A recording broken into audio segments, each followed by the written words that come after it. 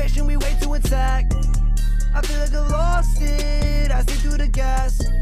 Obnoxious, I'm knocking, yeah, I'm taking your back. I feel like I'm caustic, looting your buddy, your homie still choking on gas. I'm laughing, baiting the enemy, hoping they pick up your slack. Yeah, winning now feels like a thing of the past. The props are gonna throw up the glass. We take what we want, we leave in the trash. Racking up facts as we move through the map. We're waiting for people to follow my track.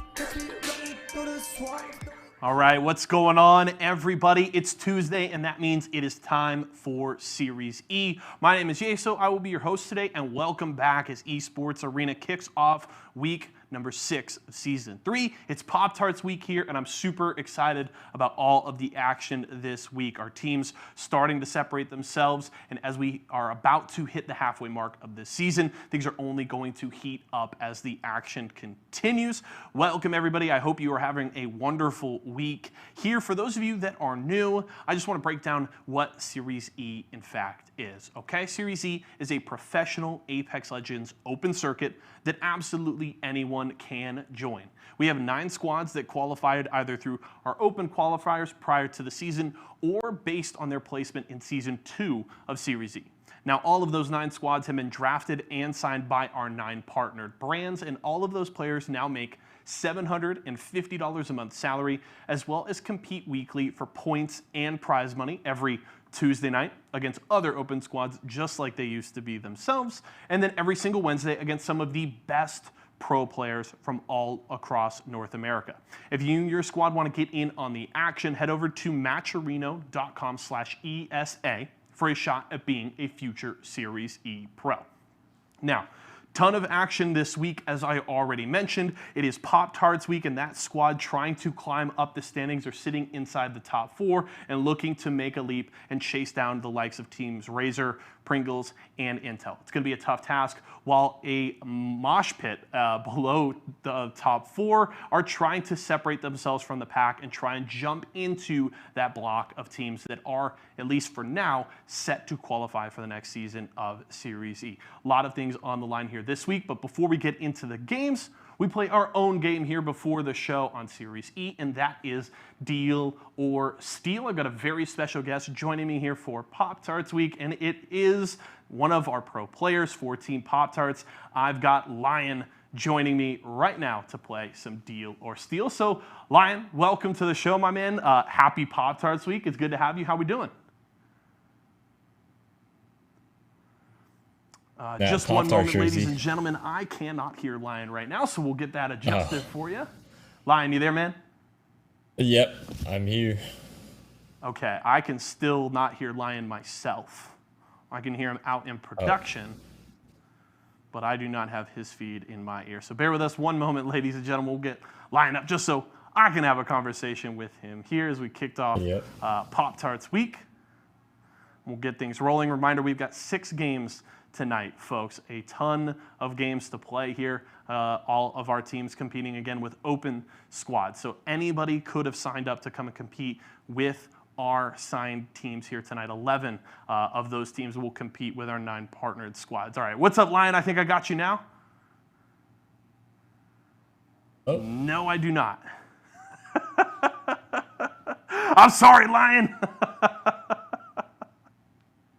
We're just trying to get our wires a little crossed here right now. Obviously, swapping into the new studio has been fun, but obviously there's always kind of little quirks to work out here on the technical side every time we do that, but we love it. I love being in this brand new, beautiful space. I don't know if you guys were able to get a look at it a week ago, but it's gorgeous. We also did our Pokemon TCG stream right in here last Thursday, and that was a lot of fun. This is just a very cool studio to hang out in, to do content in. We've also got some very cool new content coming very soon that I'm very excited to show you guys that we do in this studio as well. So keep an eye on that. If you guys want to keep an eye on everything we got going on, just check out our socials. Check us out at esportsarena.com as well. We got all kinds of good stuff over there. So bear with us, ladies and gentlemen. We're going to get this audio issue fixed right now and get that sorted out. But as we get ready then for Deal or Steal, I just want to talk a little bit more about what kind of I'm expecting for this week. The standings are starting to get really close. Over the last couple of weeks, we've seen a couple of shakeups. Intel obviously was dominating through weeks 3 and 4. They won consecutive open nights and really had opened up quite a significant gap at the top of the standings. But with Team Razor having a strong performance last Tuesday, and Pringles having just a good last couple of weeks, that gap has closed, right? It is lower than a 100-point margin between first, second, and third now. So Team Intel needs to continue to be consistent and start to put up some more consistent top placings if they want to separate themselves from the pack. Because if we go back to Season 2, the top of the table was Team Pringles and Team Pop-Tarts throughout almost the entire season. And what we really saw was that Team Pringles pulled away, they built that gap, and then they continued to maintain it. Even if they weren't placing top 3 every single night, that 100 to 150 point gap was very steadily maintained by them, and it was an easy way for them to set up and win that championship last season. But the nice thing is, I got a little birdie whispering in my ear right now. I believe we're about ready to get Deal or Steal under the way. Lion, we're going to try this one more time, my man. Happy Pop-Tarts week. Welcome to the show. How we doing? I'm doing good. How you doing? I'm doing great, brother. Excited about this week's games. I'm excited for you guys. Let's just get right into it, though. We got Deal or Steal here to play today, and I want to break down the rules for you and for the viewers at home. Okay, I got 20 Apex crates with a range of awesome prizes. I got stuff from Pop-Tarts. I got stuff from Cheez-It, Rockstar, Razor. I got an Xbox Series X hiding in there. And to start the game, Lion is going to take one of those crates. He's going to pick it. We're going to set it off to the side. We're going to then go through multiple different rounds where we're going to eliminate crates off of the board and prizes. Just set those aside. At the end of each round, I will have a deal for Lion. He can either take the deal or he can elect to steal and keep playing the game. If we get to the end of all 3 rounds and he hasn't taken any of my deals, we will open the crate that he selected from the start and he will get the prize that is inside. Does that make sense, Lion? Yep. All right, sounds like a plan. Let's throw the game up on the board. And for all of you at home, if you want to come and play Deal or Steal with me, just like Lion is today, make sure to subscribe to us on Twitch. You will be entered into a raffle to come and play Deal or Steal with me. You can see all those awesome prizes on the right side of your screen right now. We got crates 1 through 20. Lion, what is the lucky crate today? Gotta go with lucky number 7. Lucky number 7, he says. Awesome. So we'll set aside number 7 here. Is there a specific prize you got your eyes on today? Is it that Xbox Series X? Do you want like a nice new backpack? You looking for some Apex coins? Of course, winning the Xbox would be nice. Okay. But I'm just happy to be participating. Hey, I love to hear it, and I mean, it's a win-win. There's great prizes all across the board here. So let's kick off the first round. We got 19 crates other than number 7 that we set aside. 9 of them have to go this round. So let's just start rolling through them one by one. We'll crack these suckers open. Sounds good. I can just pick a number. Just pick a number, my man. Let's go 14. 14. He sets aside 7. We're going to double it up. Open up 14 to start. We want to start in those white tier prizes. Can we do it? And we will. The Apple Jacks Jumbo Snacks pack off the rip. That's a good start, Lion. And then I can just keep going. Call out the next one. Let's keep it moving. 20. 20, he says, down to that bottom right-hand corner.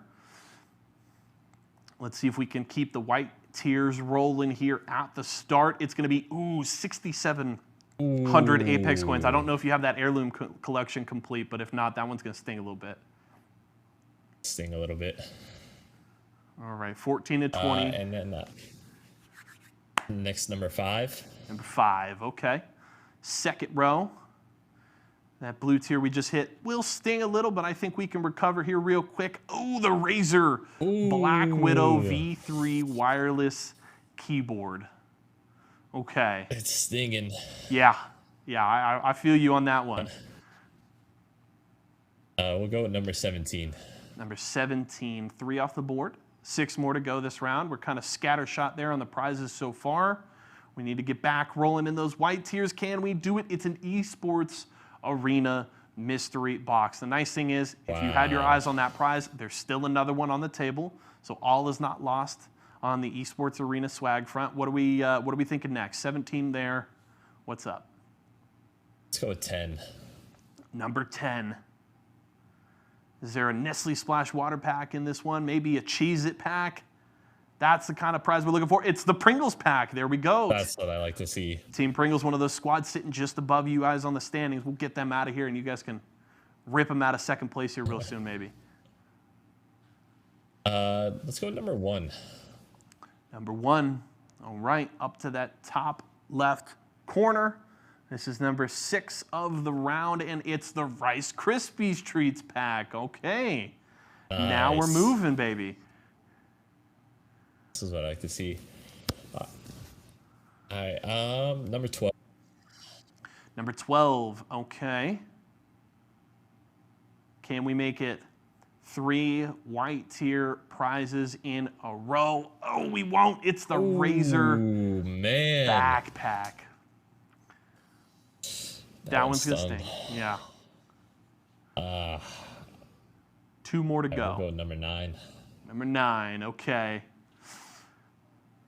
We need to get back in those white tiers. I want to have a good deal for you the first time around. Been a bit of a rough go there in the middle, but there's the Pop-Tarts pack for Pop-Tarts Lion. Team Pop-Tarts. There we go. He finds it in late round number 1. Okay, last crate of the round. Last one we're opening before my first deal.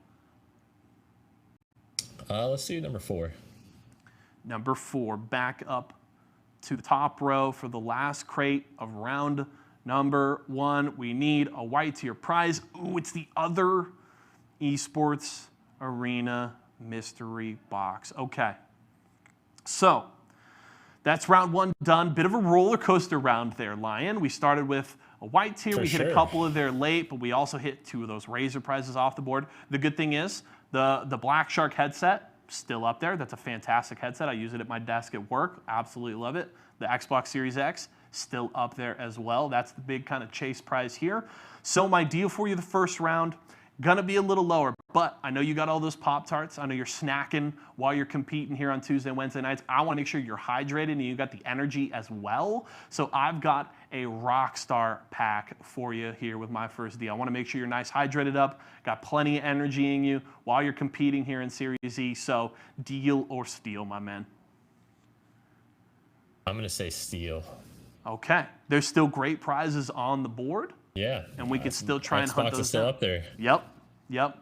I knew you were going to say steal. I knew it. Okay. So, first round's done. We opened 9 crates. This time around, 6. We got to open up 6 before my next deal. Let's knock out the first row. Let's go number 2. Number 2. Test the waters up in that first row. See if we can get some good ones off the board.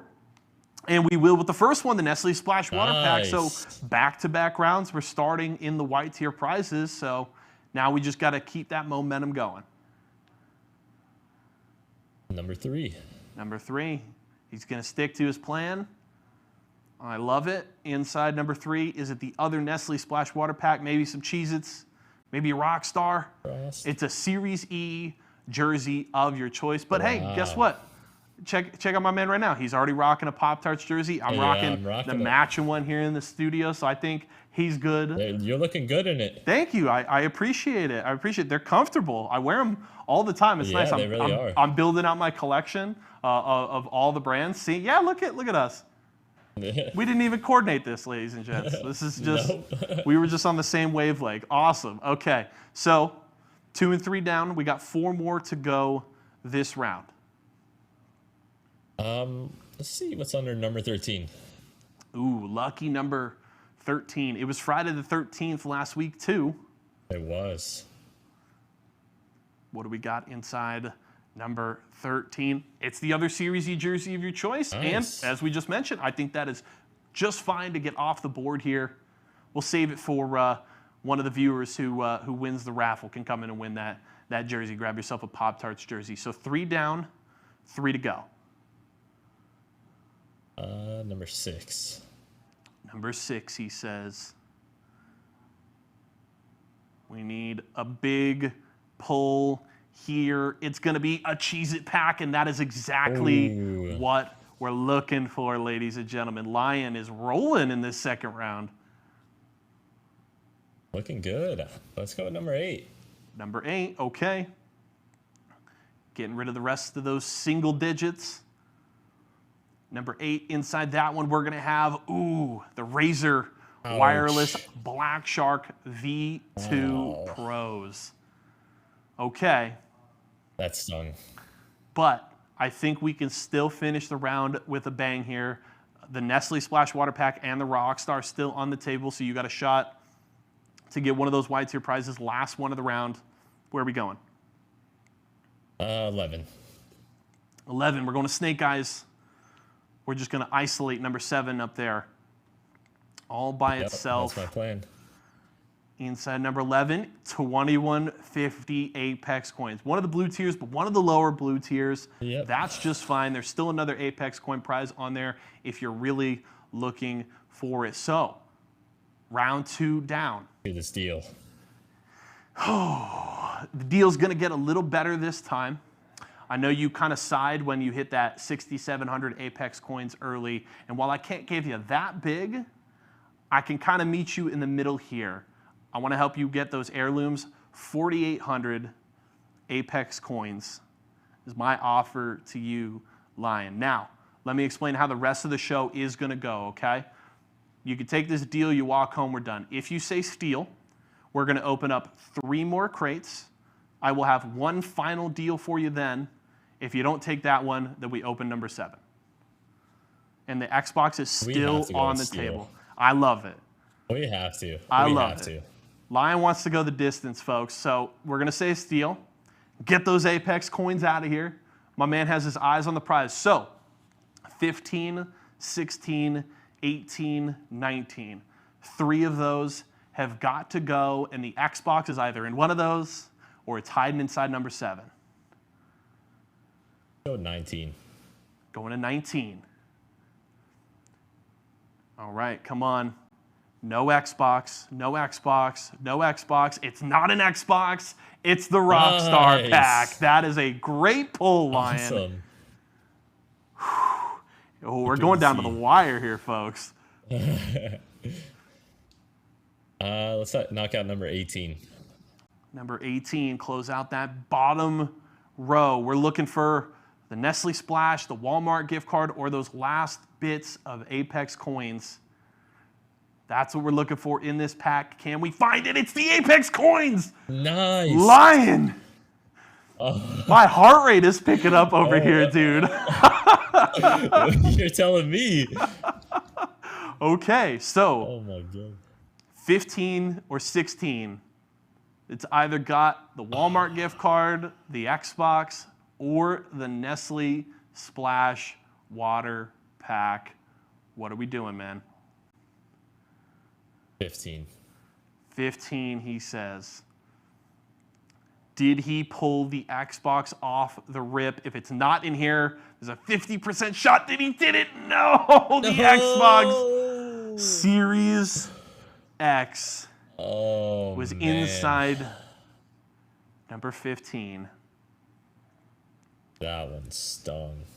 Now we got to collect ourselves here a little bit because we're at the end of our ride here. 7 and 16 still up. My final deal for you here. I was holding on to hope that you were still going to have the Xbox on the table because my deal was going to be real good for you this time around. It's going to go down a little bit. 2150 Apex coins for you this time around. If you say no, we crack open number 7, we see what's inside, and you're either getting a Walmart gift card or we're going to get you nice and hydrated with some Nestle Splash. I'm going to go with steal. I'm in too deep. You're in too deep? I love it. Lion's going the distance. Yeah. And you know what? If you snag that $50 Walmart gift card, you can go get a bunch of Pop-Tarts or whatever you need to make sure you're stocked up for this week. So we went the distance, folks. Number 7, production, crack that sucker open. Let's see what Lion won today. It's the $50 Walmart gift card. There we go. That's what I like to see. So a little dagger there at the end of the round with the Xbox, but I think he's still come out on top here big time. I'm still happy. Still happy about it.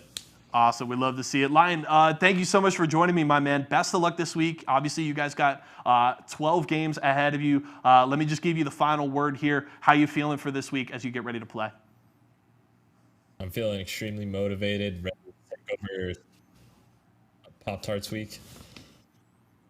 And we're going to kill it. All right. Love to see it. Make sure to watch all through this week. Lion, Z Davis, the Pop-Tarts boys competing. You're not going to win or miss out on all of that action. Deal or Steal, ladies and gentlemen. Again, if you guys want to play, make sure to subscribe to us on Twitch. You have a shot to win a spot to come and play with me. Thank you so much to Lion, and best of luck to he and the squad. And folks, it's time. Series E Apex Legends. It's open night here. I'm going to be here breaking down all of the action tonight, but let's get it rolling. Series E. Series E. Series E. Series E. Series E. Apex Legends. Apex Legends. Series E Apex Legends starts right now.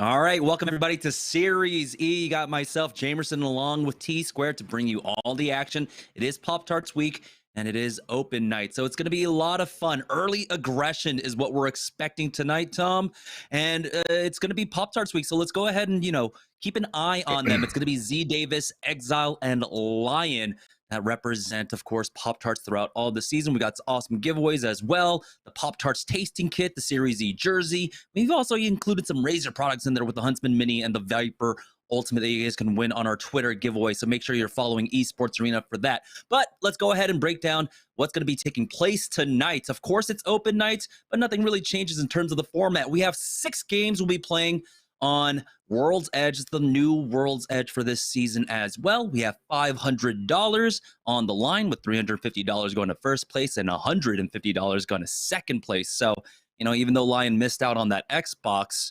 if he wins tonight, it'll help him, work his way towards that. Now, with the point distribution, nothing really changing there, of course. Kills matter, placements matter, and I feel like on these open nights, the kills matter a lot more than anything else, Tom.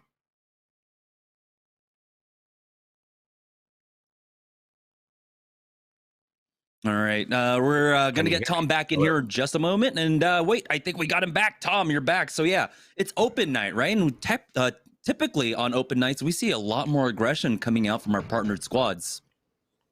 We do. And Lion's mental is absolutely shot now after playing Deal or Steal, because that game is unforgiving as hell. So good luck, Lion, during Team Pop-Tarts week, because went from winning the Xbox Series S to $50 real quick, man.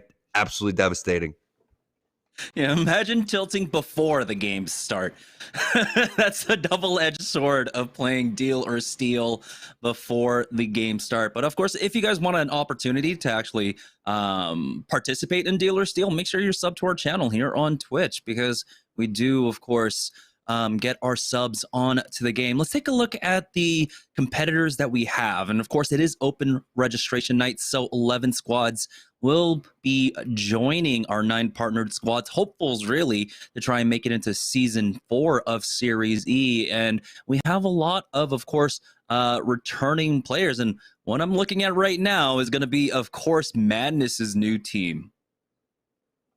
Yeah, Madness's team for sure. And then you have a lot of other really good players that come through, though. I mean, look at Midnight, who hasn't played in a while. I mean, he's one of the early grinders that we've had, teaming with him and Annie for a very long time. Mochi's on that team with Trinal. You have Crispy Bacon and Fat Fruit Ninja, who's another really solid team. And yeah, I mean, I'm looking out for the benchwarmers for sure, but they were kind of nowhere to be found last week. To be honest with you, there was a lot of other good teams that came up here, teams that haven't won tournaments. And when you look at Madness, Knock, and Rambo, they still have a little bit of kinks to work out. And every day and every game is different, and every week is going to be different with Series E. So hopefully they learned a little bit of what they could do last week, come through and apply it today. Because while you're looking here, you say, okay, well, this is open night. There's not TSM or the CLGs out here, the Liquids. Well, you have a lot of the members from those teams right here but yet that goes to show how good the partner teams actually are if they're not here just easily winning that. So you got to watch out for the teams like Team Pringles, Team Intel, who've been playing phenomenal. Team Pop-Tarts during their week is going to be looking pretty good as well. And now you have Team Razor, who's been playing pretty solid over the last couple of weeks as well. Yeah, there are teams, particularly during the open nights, that perform leaps and bounds better than they would on the pro nights. And so this is where we see a lot of the farming of points. If we can, I would love to bring up the cumulative season leaderboards just to see where everyone's stats, if we can. That would be awesome. So we'll see if production can get that for us, because of course we are coming down to almost the halfway mark. Yeah, I think we are at the halfway mark right now in week 6 of Series E. And so after this week, there will be another 6 more weeks. And so this is a good point to kind of check in, and at least at the end of this week to see where everyone stands, because again, relegations are going to be a thing. The bottom 5 teams will have to re-qualify for Series E, and just because you made it once does not mean you're going to be able to make it again. There are so many hopefuls that are trying to get into Series E. And then you have a team like Sniper Meta as well, who doing a touch base on, who was one of the teams that did pretty well during our open week last week. So, looking out for Helping Rollers and Blade. Those are 3 really solid players. Splash was a team that excelled on the pro day, but not on the actual open day. So we'll see how Tangy's going to be able to do in Fit of Malice today. And there's that cumulative leaderboard you were talking about. It got a lot closer after our pro day last week.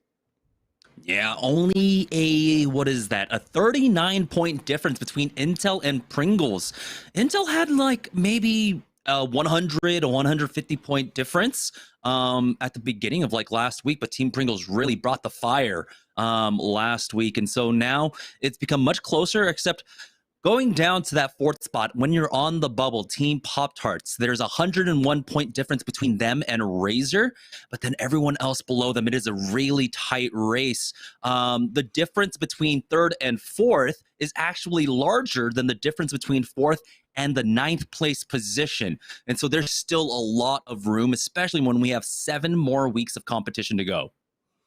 Yeah, we're virtually looking at a 1-game difference between whether you're in 4th place or even in 7th place. So that's how close all these games are going to be. That's how close all these teams are, and that's how much every single game really means going forward. And one of the teams that really has to step it up is Team Rice Krispie Treats, who kind of reminds me of what Nestle Splash was doing early on with E-Boy Ronnie, how they were sitting at the bottom trying to figure out their play style. And Rice Krispie Treats really hasn't figured out, in my opinion, a play style. It's like they're trying to get into the middle of the zone. They're trying to play edge. They're somewhere in between. Next thing you know, they're taking a fight and they're getting third-partied and dying for it. So, then you have other things that are going on with 50-50s and teams not getting points, but those are the teams over towards the top of the leaderboard as well. So really, I think that Apple Jacks Rice Krispies have what it takes. But from what we've seen from, Splash and Cheez-It during Cheez-It Week last week and then on the pro day, I'm not counting out 7, 8, and 9. I just need to see more out of 7, 8, and 9 like I've seen from Pop-Tarts, Cheez-It, and Splash. Yeah, I think when we talk about some of the teams in the bottom 5, especially like Team Rockstar, they're the ones that have been challenged a bit more, right? Getting kicked out of their landing spot during the pro nights, basically by Team Intel, I believe, who've been challenging them there. And we've seen something about Lava City. There's always someone contesting for Lava City, and our open teams fight for it. But here we go, heading into the first game of the evening, Series E Pop-Tarts Week. Let's go into World's Edge. Find out and see exactly how many 50-50s we are going to get.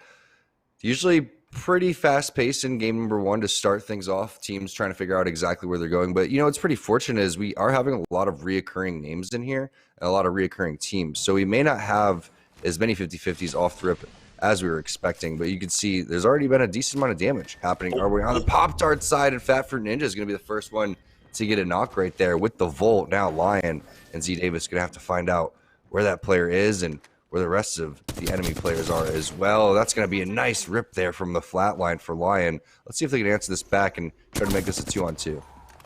Z Davis with a drop down, taking out Crispy Bacon. Now, where is the rest of this squad?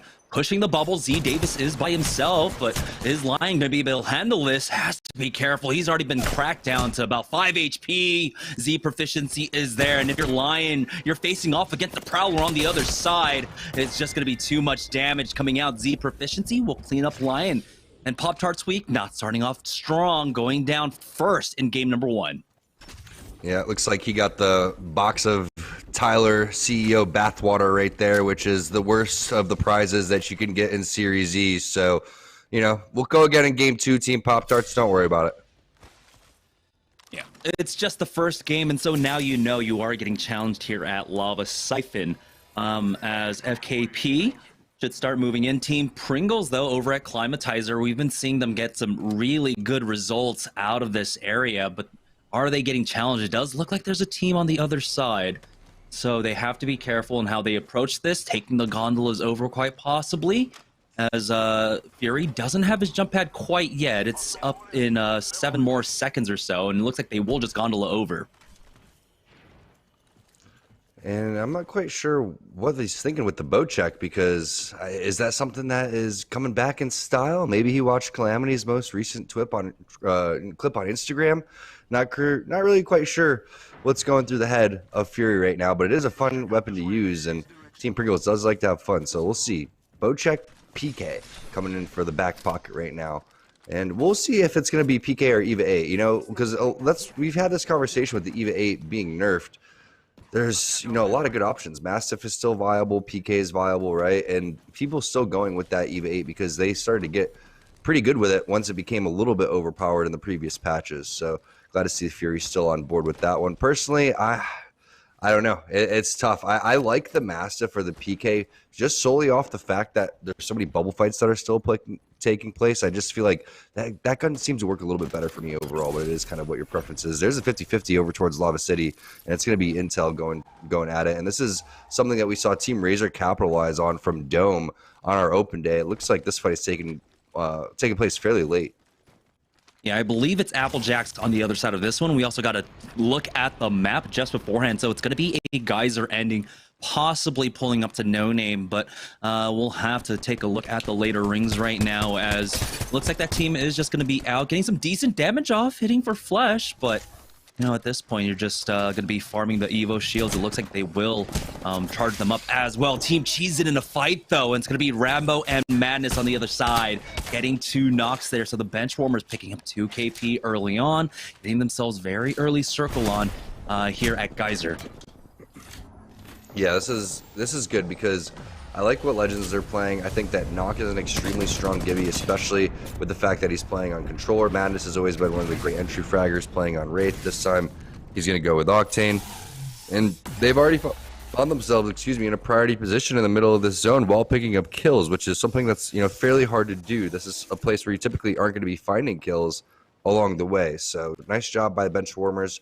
We'll see which side of Geyser this pulls towards. Like you were saying, it is kind of favoring over towards this side, but you don't really anticipate that much more action over here. We'll see if Benchwarmers is going to continue to have to fend off teams, or if they're going to actually look to make some of their own action. Rambo getting some decent damage off with the longbow, does get himself that purple Evo shield, and can definitely work towards the red one with how much ammo he has left for that sniper. Applejacks, though, as it looks like they're in a gatekeeping position now here on the south side. As you can see, that ring pulling over to Geyser now. Team Intel will try to make the cross. How safe will it be for them? And then they might have to bubble, or they can just kind of take their time, go for some cursory loot, because it doesn't look like anyone took that big building just to the southeast. So Team Intel don't need to barrel their way into this for now. They could just wait this one out and then force the issue a little bit later on. We'll see how long Applejacks decide to stick around here for, but typically we see teams really being able to favor a lot of these chokes. And we've seen Applejacks play similar styles over towards these type of zones before, as we get a look at the sniper meta and what they're doing. They are, in my opinion, probably the best spot overall. This area has a lot of real estate. You have your back completely cleared. You keep everything in front of you. And the zones tend to pull over towards this side a little bit more often than not. So we'll see exactly which zone this is as we go into zone 3 and 4. But going back to Applejacks' position, you can see RCO has a lot of free area that they're working with. You can see Abe, Sambino, Kimchi playing the other choke on the opposite side of where Applejacks is. And then Intel, like you were saying, made their way over towards where Applejacks was playing the Geyser Zone, Lava City Zone last week, which is that 3-story building. But I do think that was a smart play from Applejacks just to kind of get ahead of where they're at and just continue to just be a nuisance and try to just keep Team Intel out of there. And Intel's like, all right, well, if that's the case, we're going to sit here and craft, make sure that we have enough batteries for when you do rip our shields, because we are going to have to cross our area fairly soon. I guess what you were really hoping for if you're Team Intel is that someone's going to rotate, similar from where Sorting Factory would have been and come that way on top of the rotation that is going to distract Applejacks. Then you kind of swoop in and try to be the third party.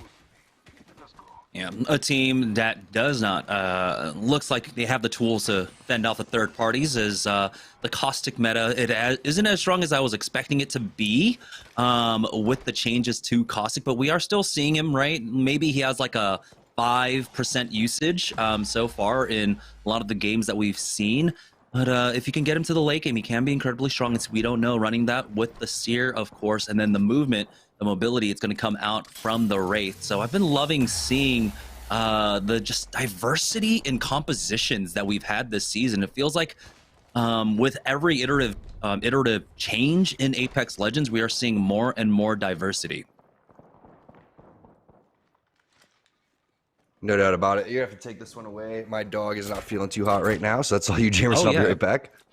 Go deal with it. Applejacks right now, though, have to deal with, it looks like Intel trying to creep up, and they did what was expected. A squad seems to be rotating in from Sorting, or well, Lava Siphon now. And if that team can close the distance up on Applejacks and maybe start off the fight early on, then Intel can come in for the third party. Blueberry Smalls here on the high ground, though, with the charge rifle, have the tools to try and fend off any pushes, but it looks like Intel have closed the ground without too much damage going across onto them. Intel going in first. Applejacks, Kupski's going to be forced back with that Q here, and you have Protectful covering him, though, with the Prowler. He's a little bit short in terms of ammo, as he's on, oh my goodness, actually, no mag for him. So he's got 4 bursts in that one. So there's going to be a lot of downtime on him, unfortunately, without having that mag. Hitting the Q, realizes that Intel are now going to be pushing for the roof. Blueberry Smalls going to try and challenge along with Protectful, but Team Intel have forced them down into it. We'll see how hard they commit onto this. Of course, they are running the Valkyrie on the other side. If they want to, they can just completely avoid this fight. We'll see how much intel they can actually get, as they have to be worried about the rotation coming in from the Sorting side.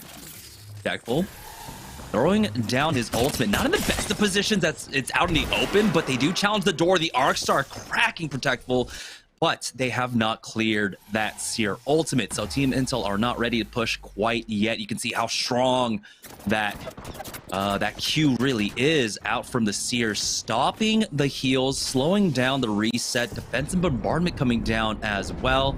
They'll just be able to drop down to the low, and that gives the opportunity for Applejacks to retake the height right now.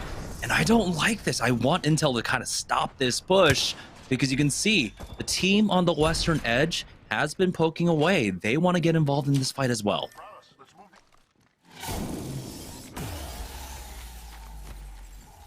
Pokes out from Protectful on the other side, and you can see that the roof control is just gone from Team Intel, and they might consider retaking. We'll find out. Maybe Dupe is waiting for his bubble as Verholst gets some decent damage off, and now Team Intel are actually starting to realize that another team's getting involved in this. They're being forced, Applejacks on the other side, to push this way. As they back off, we'll see. It's going to be Nestle Splash on the other side of this one, fighting up against Fat Brew Ninja. So we have 4 teams showing up right now, as they have lost out on one. They're trying to get the res onto Cardi B here, and we'll be able to get him back up. Just Gibby holds the angle for now, and it looks like it's just going to be a reset coming out from all 4 squads. Nestle Splash, considering just rotating out of this one, they have plenty of time to work with. Yeah, looks like I came back at the right time, because this is what we were talking about before I left, is the possible third parties that are going to be taking place. And for the record, all the fluffy pets in this area are good. It was Nidalee. She's okay, though. And Splash is stuck. Ooh. Oh, the portal's saving him right there. Doja gets right back. That's a really big play, but it has to be annoying for Splash to try to get into this building. And you're trying to, again, worry about fighting this team and worrying about the other fight that's taking place. But a big nade right there from Doja is going to get Fat Fruit Ninja down. And that bubble is actually going to be very, very useful for them to get this extra cover, especially when they don't have a bubble to work around. There's the finish right there. There's the third party coming, though, perfectly timed from Applejack. The problem is they're not as weak as they were hoping for, so this is taking a couple extra shots. Blueberry's taking a lot of damage. And oh man, I love the way Protectful was sitting there using the PK, but here's another player with a massive, and that's the fourth party we were talking about, Team Razor. Where's Intel throughout all of this? Well, they're in right now as Razor decide to push the portal. They finish off Applejacks. Where is Intel, though? As their rookie did go down, Intel might have just actually ulted out of here. They are running that Valkyrie. I didn't see them on the kill feed either. So, yeah, we're down to 13 squads, and I mean, that's what we expect in game number 1 of Open Night here for Series E. Things to go extremely fast. 13 squads, as the third ring hasn't even begun closing yet. But right now, Team Razor, they do have to walk in with the zone, and it looks like, yeah, Team Intel avoided that fight, and somehow took a really good position here in the center zone. The ring continuing to pull over to Geyser. This is one of the ending spots, too. We've talked about a lot of different Geyser endings before, but in the back is another very popular ending. You have a good rotation here, though, because you can play from there to the very back, and then you're also going to be gatekeeping the choke area. And it looks like there's 2 teams that are going to be gatekeeping the choke area. This was Rockstar that made their way down from the opposite choke, and now they're playing on the outside of the buildings trying to make their way in. But you can see exactly where everybody is. You still have bench warmers in the area, and there's a lot of resistance in here if you're on the outside. So we'll see what Hambino's going to have to do on this Caustic, because realistically, I don't see anybody else on his team capable of making a play with the composition that they have. They're not able to bubble enter into anywhere. They're not going to be able to entry frag unless it's going to be Kimchi Lee flying through. So Hambino has to sit here and just, play AoE and just constantly own this outside. Yeah, Horizon Ultimate going down there, but he's already pre-popped those barrels. No push quite yet, as they're trying to deal with the black hole and finally do clear now, making their entry into the building. There was already one knock on the aside as Aves goes down. Clinical able to get the one clip onto him. Answered back quite yet. No, they have not. Here comes the push, though, as a duo to try and finish him off. But Nemusona takes down Hambino, and 2 members of Rockstar are down. A third party already rearing to go. It looks like they have to recover themselves, and so somehow Rockstar survive and count their lucky stars as we join on board with Team Intel getting pushed by Razor. 2 already down. Team Intel wiped out. Team Razor barely surviving with the sliver. They've got the armor swap, but Sarah Tricky has fallen. Baby Thule himself is down, as well as Sniper Meta push this high ground angle. They come in for a successful third party, picking up 3 kill points there now. Blight will be able to get the armor swap for free as well. And they are in an excellent position to finish this off strong. Did you see he had about 400 light ammo left on his R301? He's going to have a swap off. So for a team that took like early position center zone, they have stabilized extremely well. And it's really nice to go and get that extra loot. That's gonna be that third-party stabilization that they need because they've been sitting back here so long. But it's been nice to watch how they did that with just 2 players, and then Rolder sat back and was the anchor the entire time and made sure that nobody else was pushing up on this spot, because this is the game-winning spot. So you wonder, is it worth going for these kills? Is it worth going for this loot? Yeah, if you want to win the game, you're probably going to need that loot, and you're going to have to take out a team like Team Razor along the way. So might as well do it when they're weak and a little bit distracted, as we see where Team Asuras is. They're on the edge, playing down low here with Vatro just hitting some heals down, getting some passive healing as well. Purple Bolt PK already being charged up outside of the window here, so we'll see if that player elects to go and walk in it, but it does continue to pull towards the very back. So Sniper Meta is loving the position they're in right now. And Asuras have so much in their way right now. They have to deal with this squad as we're back on board with Sniper Meta. They're playing this one, at least Blight is fairly aggressively, making sure that that south side is clear. And so they kind of want to try and funnel people a bit more to the north and keep them away from their buildings, make it much easier to hold. And this junction is, we have 9 full squads here. As you can see, the bench warmers are still sitting center zone. It does look like we have another squad playing inside the vault tunnel right now. The exit might still be open for the next ring as well. And then, of course, Sniper Meta just holding far back inside that corner. Look at all that loot. Again, gold mag on that R3. It's just the perfect R3, basically, to play at this range. He's got 400 ammo, too, so he can just continue to poke and prod and just kind of fire for free without any worry whatsoever.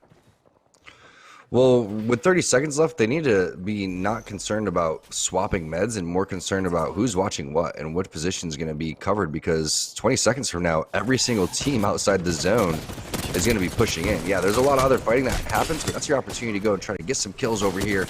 Let's see if Rockstar's going to be able to finish this fight. The problem is you have to finish this fight and get some reses onto Hambino immediately afterwards. Plus, other teams are looking at you. It's not looking good for Rockstar. The 1 HP kill from Aves. Is there enough time, though, to go and get the res? That zone is moving, and it's moving now. Yeah, they hopefully can get the next res here, but how quickly can they reset is the big thing. Kimchi Lee hasn't even been resed yet. They just have to move in, so it doesn't seem like they'll be able to get him up. Maybe Hambino has a gold bag and he can go for the res, but no, it looks like they have given up on him. Now we know who he likes better. Out. Now we don't know. It's just a legend decision, okay? He's playing Caustic, okay? So he got priority. Ooh, Scripps taking a lot of damage here from the Godly Daddies, but they've already gotten 2 knocks. That's a big pickup for them, but they've lost out on 1. The zone pressuring them, another squad gatekeeping as well, and Scripps is just going to go down to the ring. The Q actually hitting there at the end there. It's going to be PSS gatekeeping. We're wondering if this tunnel was still in, and it is. As you can see, on board with PSS Stomps. You got Sleepy Panda and Dank here, but they've got a Caustic barrel outside on that door. We'll see if they kind of readjust that barrel to make sure that that door can't be opened, or at least they have to grief their way out as the Benchwarmers on the rotate in. Almost lost out on Knocked. They'll have the bubble for the reset here, and they've got plenty of cover, but this is still a little bit dangerous for them. 5 squads, 14 players remaining. This is definitely one of the game-winning spots, though, so nice shot right there. Coming through Madness. The problem is that you're dealing with 2 teams on this right-hand side, plus this team on the left-hand side, so they're going to have to really put their focus on one side. And right now it seems like the head glitches are so strong on the other side, they may have to just back off. And now you have the team playing inside who's still in. So most likely the team that's still in isn't going to be the biggest threat, because they're going to be playing a little bit more passive. That's going to be Sniper Meta. Blight's been playing pretty aggressive on the outside. Rolders hasn't left the roof. I'm glad that they're not all just turtling inside on the Sniper Meta side, and they're giving themselves opportunities to even do anything. It was RCO that was being a nuisance on the Benchwarmer side. They're going to send it over there. Bubble going down. I like that play. Madness going to have to heal, though. Let's see if he goes for the armor swap instead. He does. Back to full health. Rambo's taking some damage as well. Defensive environment's going to come down. They already used their bubble, and they're going to fall back right to these boxes where Sniper Meta's got their eye on them.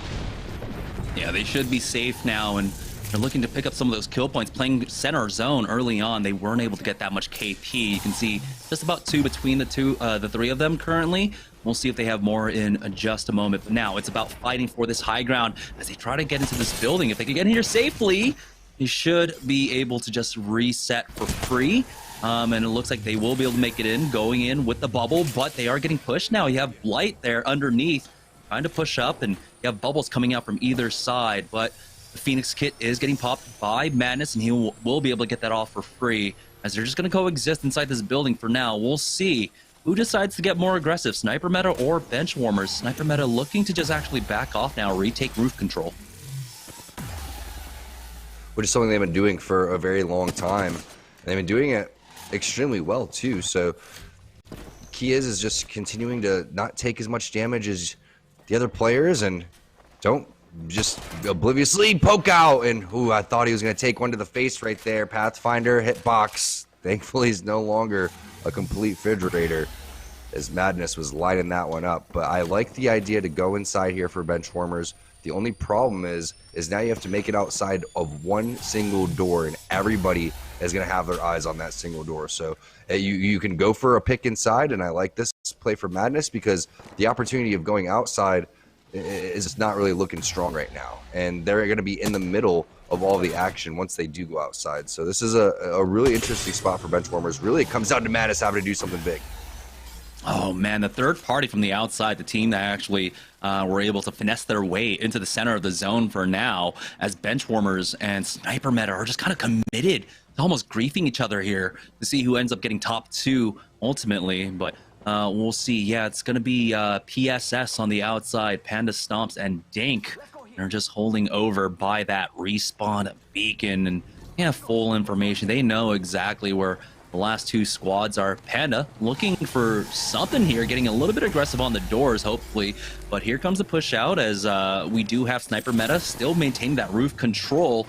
And they're getting a little bit aggressive, so Panda has to be careful, might have to back off. You could possibly see a crazy portal play here to even block the door where Noct is if they wanted to go for something like that, but I'm not quite sure if Sniper Meta's not rocking it, but on the other side of PSS they are, so that could be one interesting way to stop Benchwarmers from making their play. But again, remember, once the other team makes their way over towards their spot that they gave up, that was the game-winning position. It was just a very tough spot to go and hold down the entire time, and look at how Stomps is prepared to just lay down destruction with this defensive environment. That's going to buy time for Benchwarmers to go and make their move. That's going to make them force the bubble out on the other side, and now it's going to be a double bubble. Last team to put their bubble down typically has the advantage. Benchwarmers was the second team to do so. Noct is going to go down first because of that, and look at Madness Rambo. They want nothing to do with this fight. Yeah, they're trying to avoid this as much as possible, but PSS is picking up every last kill. But Sniper Meta now coming in for that third party, just delaying that push for as long as possible off their bubble. And Sniper Meta getting center zone early on, but playing aggressive enough, will be able to navigate this game and take the win here in game number 1. And it feels rightfully so that they win that game because they picked that position so early. The thing is once that first bubble went down, they were the first team to put their bubble down after the defensive environment down went from Stomps. I'm not sure how PSS decided how they wanted to approach the Madness fight over with Benchwarmers because of the fact that they had that position locked down. So that had to be a great job by Sniper Metas, just fighting through the spot that they earned the entire, 20 minutes of that game. Great job by them and picking up some kill points along the way. And it all came down to timing with the Gibraltars, with the bubbles. You saw, PSS's idea was, well, we still have our defensive bombardment on the left side. That's going to cover us. We just need to finish off this fight quickly, because they did. They got all 3 members of Benchwarmers down to 50 HP, but that jump pad delayed long enough for the Sniper Meta team to come in for that third party. So congratulations for taking that win. We're going to go ahead and take a short break. When we get back, we'll have game number 2 right after this. This is the line Pop-Tart. My ideal Pop-Tart would be a Nutella-filled Pop-Tart or like a hazelnut variation-filled Pop-Tart. I think it would go amazing because the pastry crust of the Pop-Tart and the hazelnut spread would just go ideal together. Perfect breakfast combination. If you guys are looking to get your favorite Pop-Tart flavor or my personal favorite, Hot Fudge Sundae, head over to walmart.com/esportsarena to get whatever products you need. My name is Lion, and I play Apex Legends for Team Pop-Tarts, and you're watching Pop-Tarts Week.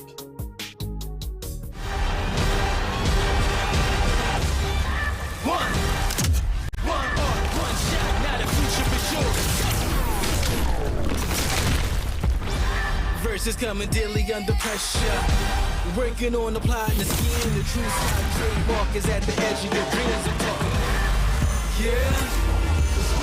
One shot, now the future is yours.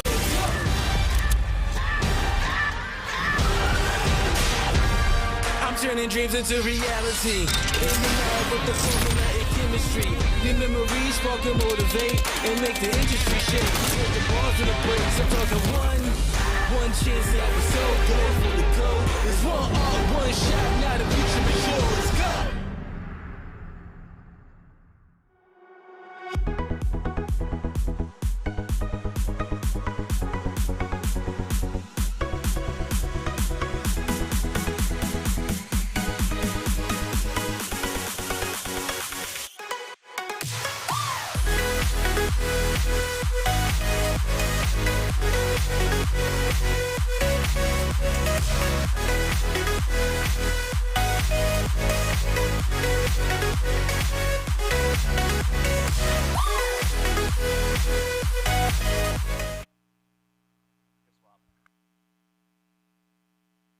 Mic pack's closed, brother.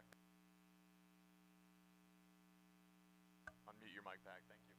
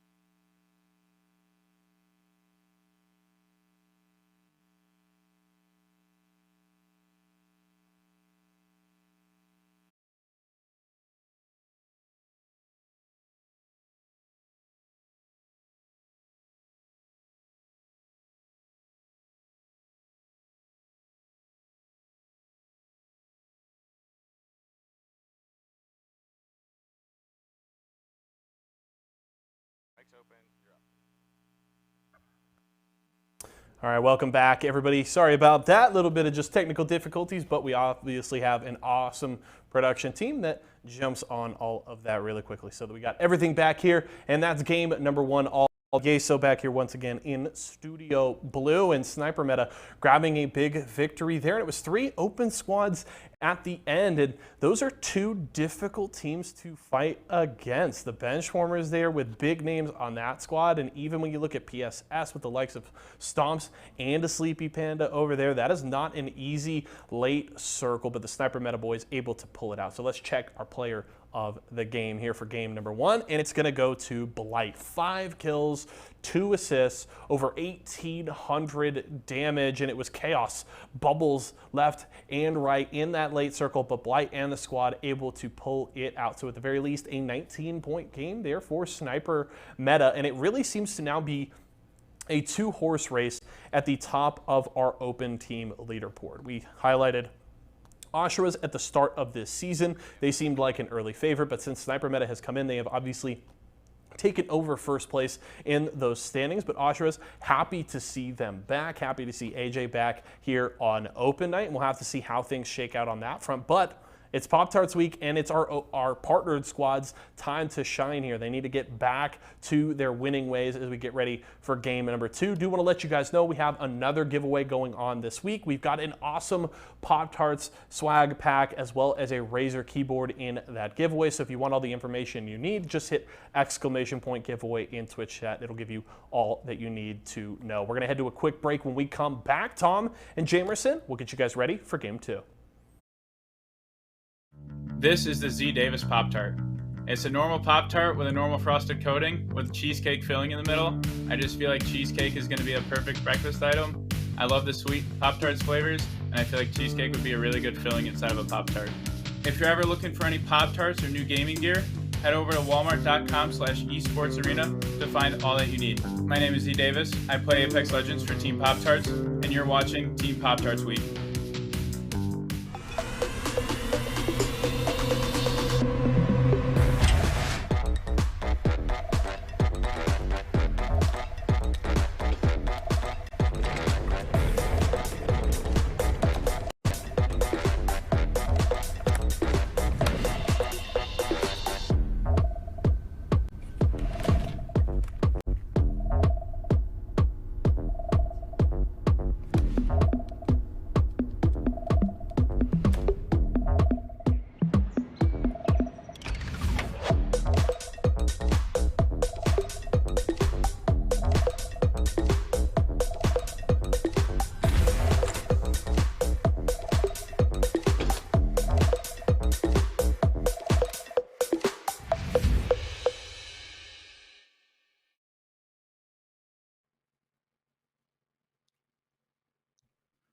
All right, welcome back, guys, to Series E. It is Pop-Tarts week, but we did see Pop-Tarts going down first in game number 1. We'll see if they make any adjustments going into game number 2 because of that 50-50. And, you know, that's kind of a skill set in and of itself, learning how to adjust if the 50-50 doesn't go your way, Tom.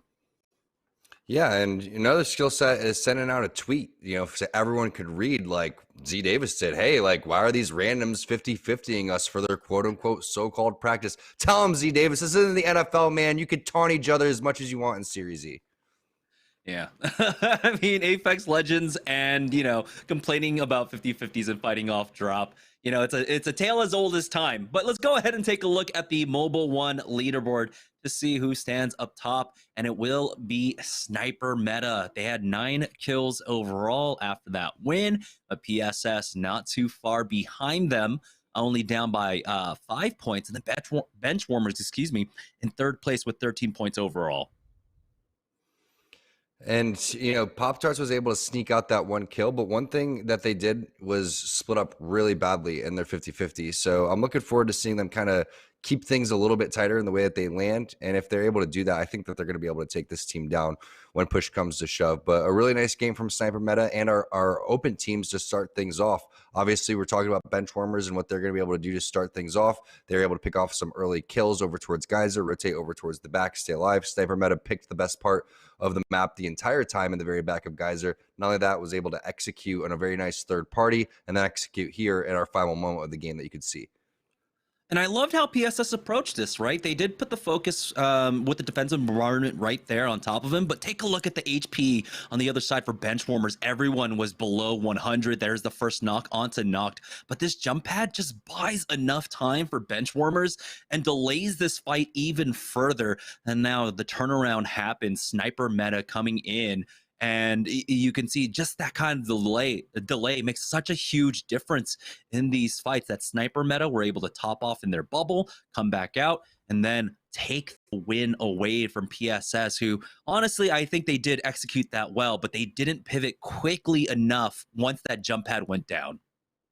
Well, they executed this okay because what happens is they start to advance too far with this bubble, right? If they would have just backed off and just put the bubble in the very back of the map, then those two teams would have fought it out and they would have inched by inch went forward and won the game. But PSS sees a weak benchwarmers team coming outside the door. They think, man, I got a full send with this bubble over here and take this fight. They necessarily didn't have to. They could have just let Sniper Meta come up behind, fight benchwarmers, then they could have taken out benchwarmers when it was all said and done. So a little bit of miscommunication, a little bit of a misplay there from PSS cost them about 6-7 points. But overall, I think Sniper Meta, you have to give them credit again for picking that spot and then holding it off for so long, going for the third party onto Razor, which is easy to do because you're giving up a really good spot. Benchwarmers could have took that. And then the very ending right there is huge to pick up all of those points that you needed.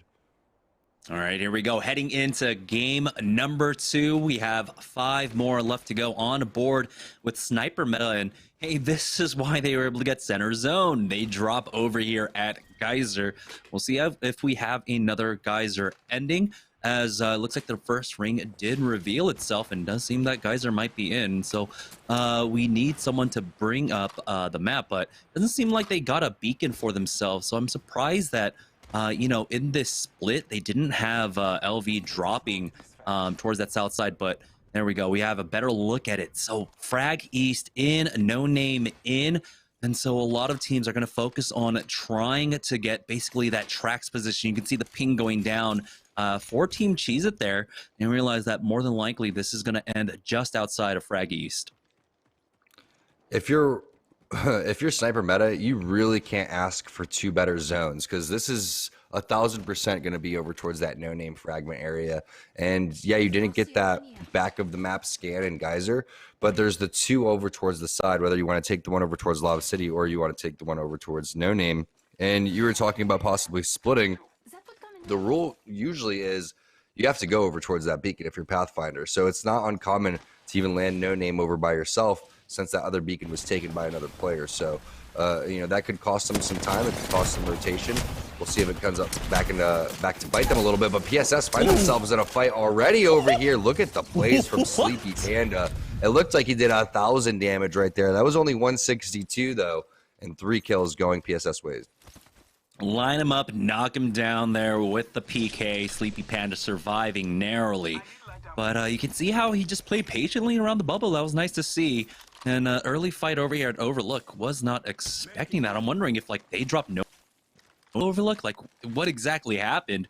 But that's going to be nice for them, of course. They don't have to move far at all. It doesn't seem like they secured the recon beacon as well, and so they'll have the opportunity over there at Overlook. On board with Team Pop-Tarts, though, as remember, that 50-50 took place, and they have not changed up anything at all back here at Lava Siphon, chasing down this squad. They have given up the height as well, so this is going to be free shots for them. Cracking one, almost got the crack onto the blue armor in the back. And the Wraith portal out just in case. Even a third party getting involved.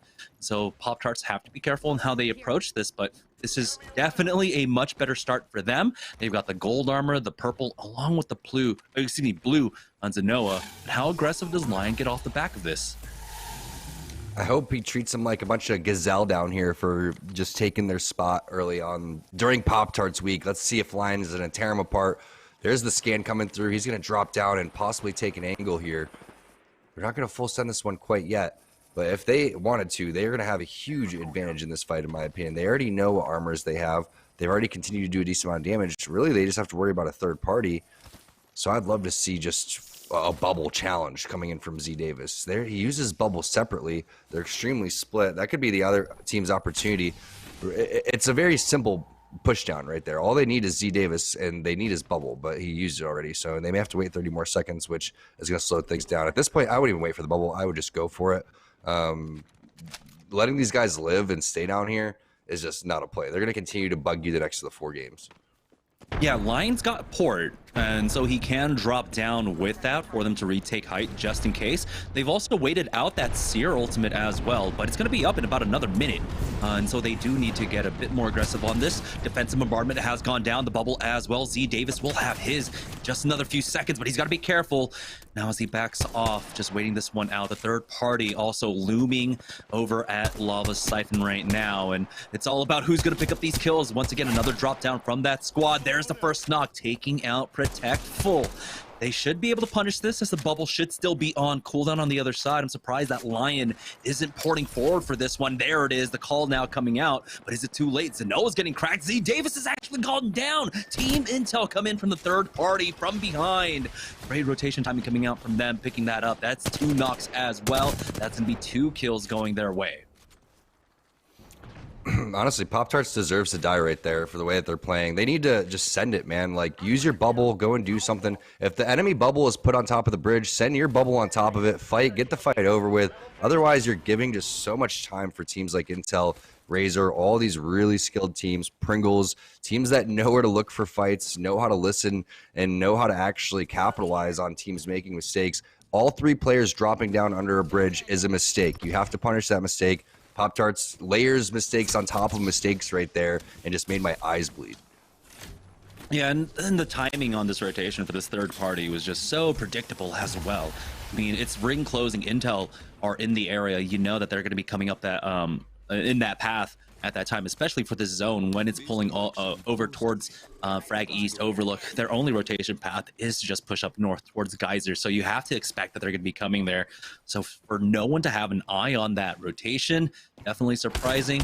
Like you said, also you just gotta push sometimes. Here's Team Razor though, as they're getting challenged. Fat Fruit Ninja trading 1 for 2 though, and that should be Razor picking this one up, cleaning that one up. 67, 23, 35. There we go.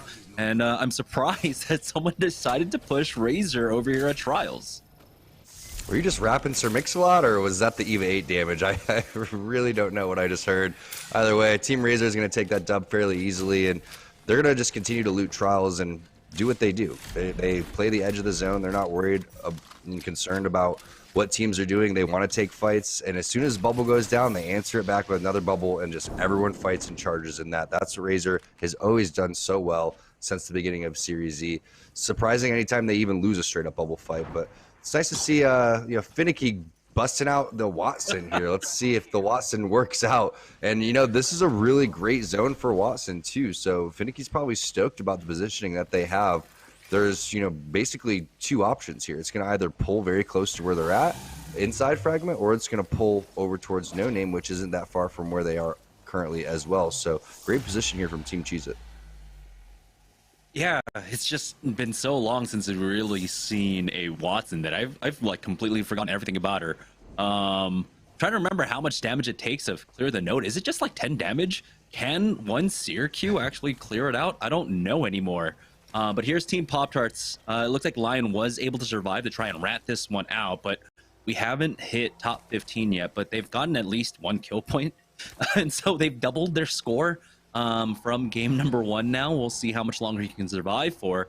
It's going to be difficult trying to get center zone and try to rat here as the Wraith, but we'll see. He does have a gold armor at the very least. So whatever economy he has can go a long way, but you can see he's kind of resigned himself to just, I'm gonna die soon. I mean, he did a great job just getting here to this point, and then also getting inside a building, and then making your way all the way over towards the toilet bowl. Could be big. Really, the only thing that could stop him potentially is going to be the scans. And Lion was playing that fight fairly well, in my opinion. I liked the way that he was, taking the high ground. I just wish that they would have stuck together and used their bubble. It's just like you can't have your Gibraltar player constantly split up from the fight and going take off angles. That's not the job of the Gibraltar. The Gibraltar's job is to stick near or around your teammates, and it's Lion's job to go and create those opportunities. He was trying to, just they played it a little bit too patient, and then they ended up getting punished for it. So not Pop-Tarts start that they were looking for. We'll see if Lion can rat them out some points, at least maybe get out of the top 15, get them a couple more points there as Rice Krispie Treats is locking things down and coexisting. And a lot of these different areas are going to be taken. And we're going to see every single building inside the fragment area taken, sometimes teams even coexisting on multiple floor levels. But I just expect this over and over again. Scan for scan, scan for scan, waiting for someone to make some sort of mistake. Most likely no one's going to overpeak, and then anyone that tries to get into fragment, that's when things are going to kind of get interesting. But for now, probably not going to see anything for the next zone or two on this frag side. Yeah, it's just going to be every 30 seconds, hit that Q, try to farm up a little bit more of that Evo shield for free. I mean, you're here in frag, and with this many teams and in this range, you should be able to get multiple hits. 3 at the very least every single time if you can. As you can see that Team Asuras are trying to make a push onto 1. You have Nanos actually by himself outside, forced the Q out to back off. So we might have some early aggressions. We'll see in just a moment, but there are so many buildings to play for now. Typically when we have these circles, especially in an urban environment, that teams will coexist. Action has slowed down. We saw in game number 1, by the 3rd ring, we're already down to 13 squads, but this number should maintain itself. As you can see right now, Team Razor out in Fragment West, keeping an eye on Market, as there is a team over there, and so that might be an early target for themselves. They were able to pick up, remember, early kill points. Got challenged over there by Trials, so they would like some more kill points at this point. But for now, it's just going to be holding as they're waiting out all the Syracuse. And if Team Razor is playing inside the zone right now, that just goes to show there's not going to be a lot of kills on the outside of the zone.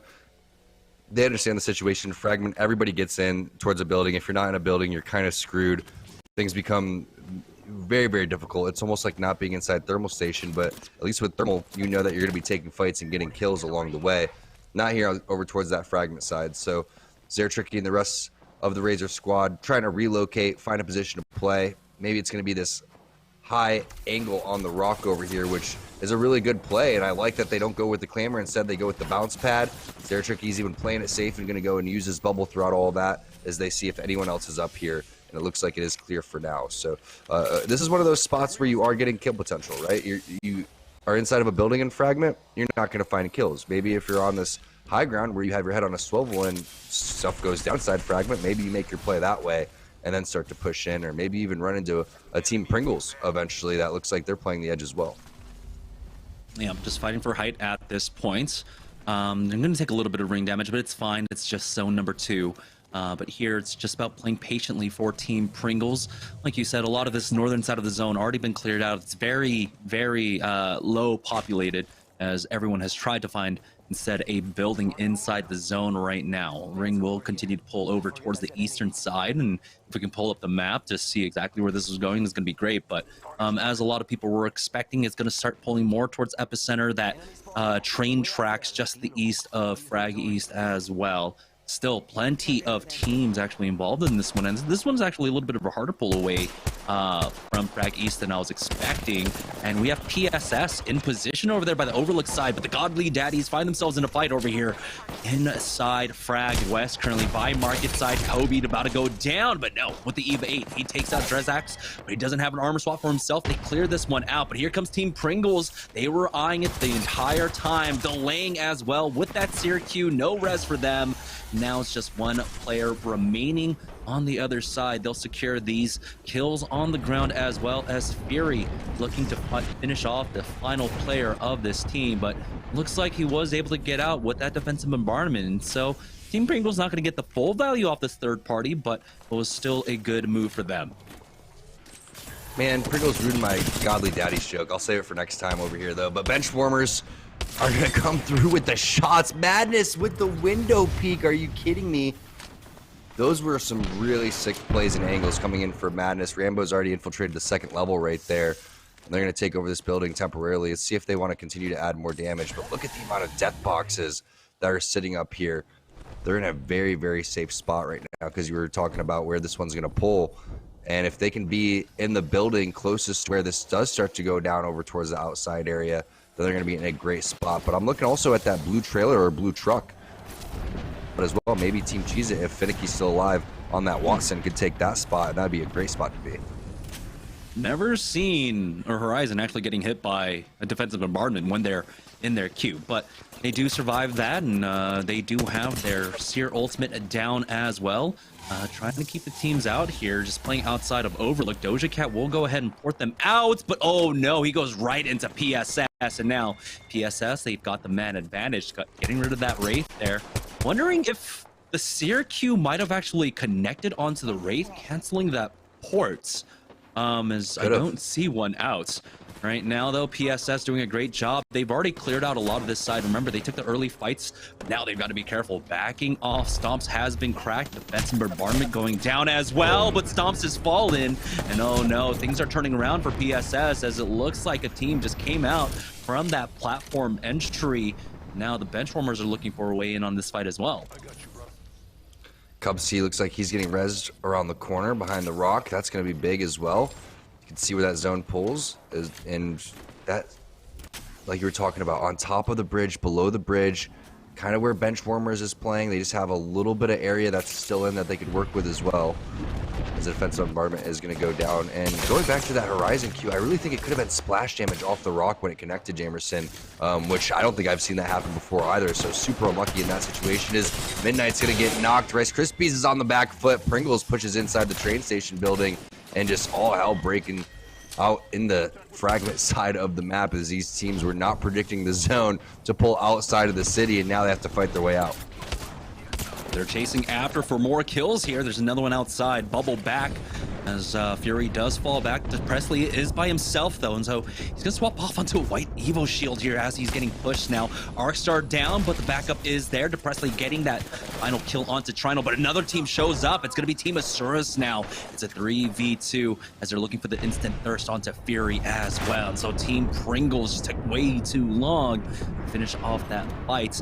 They are still alive as a duo, though, and so they can try and play this one out. So we're down to the top 11 squads. Team Razor in a fight with Team Intel, though, here on the northern side of the zone.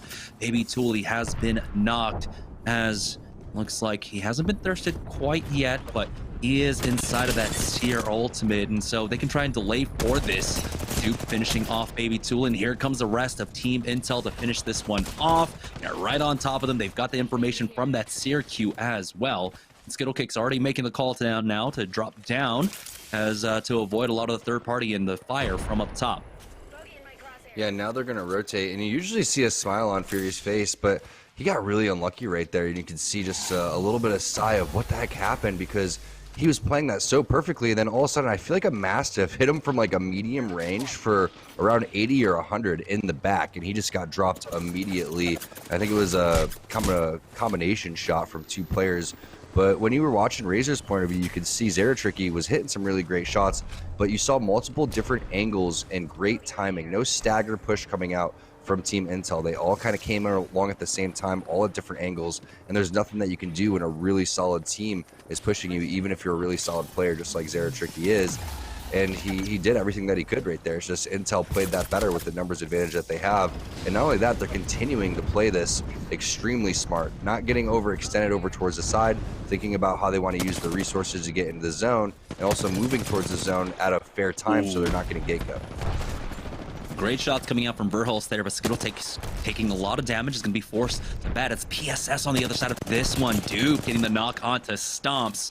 Now they're trying to find more, but they'll just secure this for now, and they'll have the north side. And look, it is going towards the bridge side. And the trailer is going to be in, more than likely. Yeah, my boy Finicky, he went for it. I'm telling you, that was one of the big plays to go for. Was going to be one of these little carts that we're going to be in, and Watson plays perfectly into that hand. And it goes to show how annoying this meta used to be, where you're like, what's going on in there? Okay, that spot's taken. And it used to be like that in every single situation on the map. There would be a team in that. There would be a team on the outside. There'd be another team underneath. Now you can actually fight and show your gun skill a lot more instead of kind of turtling up and waiting for the zone to all collapse on you.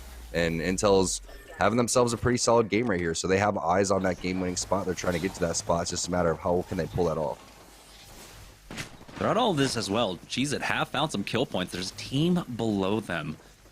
Really don't have to worry too much about it, especially if they set up the fences well. Make sure that the climb up is not free for that squad. And of course, getting a lot of value, they will, off of the interception pylon, just allowing them to take some tip damage and then just go back and naturally heal that one up. So their economy should be rather strong throughout all of this, especially having those loot boxes there for now. 8 squads, 20 players remaining as round 5 begins closing now. And this is where all hell is going to break loose. Team Intel have dropped down to the low. Skittlecakes by himself challenge that team that's playing underneath the bridge, and you can see that's where they really do want to play off of. They can play here in the corner. It does look like it is in where Skittles is, but it's so vulnerable. The nade's going in, but you guys have to remember interception pylon is there eating up a lot of that for now. Bubble out from Dupe as the defensive bombardment was dropped down on top of him. Great timing coming out from him, and looks like they might be able to get this knock and push in for free, but now they're actually going to go ahead and push Cheez-It. Somehow that fence was gone on that side. Duke getting the knock onto GS Bird. He needs a quick armor swap, but it's onto a broken blue, broken red. But Intel will be able to secure this. Cheez-It are knocked out. They need to get Duke back up, but the third party is already showing up. Great damage out with this EVA 8 from Verhulst. Now he'll have another armor swap, but they lose out on a Dupe. We're down to 4 squads, and Intel is the only damaged one here. And take a look at Skittlecakes getting absolutely mad, going in by himself. Will take out Team Asurus, but now Team Intel need to try and go for the recovery. Applejack's in a fight on the outside, I believe, up against the Benchwarmers now, and it's all up to Kupski to try and rat this one out, but the Benchwarmers are going to be right on top of them, so it's going to be a 3v2 for the final fight. They have an idea of where they are too. You can see smart play from Nock not to overextend, backing off, making sure he's getting an armor swap through all that. Velhurst has to hit a med kit throughout all this if they want to win the fight. You cannot go in with just the red armor and expect Skittlecakes to try to do all this damage. And look at this heads up play from Skittlecakes. He's getting some loot. He's laying down an extra armor swap. I love this play. Unfortunately, the zone is moving away from them, and they're going to have to move towards where Benchwarmers are. So that armor swap isn't going to be as useful as if they were to charge right through. So disciplined play coming in. I think Benchwarmers doesn't realize. Oh, they do realize because the top right has already spoiled it for him, showing that it is a 3v2. So big advantage here to Benchwarmers. They're going to be able to basically play around Nock whenever they want to go and throw a bubble. That's when things are going to go down. He's only got 4 shots in the EVA 8 for Skittlecakes, so they are definitely struggling here. That quick armor swap from Skittlecakes, but now Verhulst is in a world of trouble. They're just trying to walk in, but this is just going to be an easy finish for the Benchwarmers, unless something absolutely terrible happens. And that's one way, but now it's going to be a 1v2. Rambo and Not controllers versus Skittlecakes. They're going to go ahead and just come in for that finish. Benchwarmers with another top finish, but this time it's going to be a win.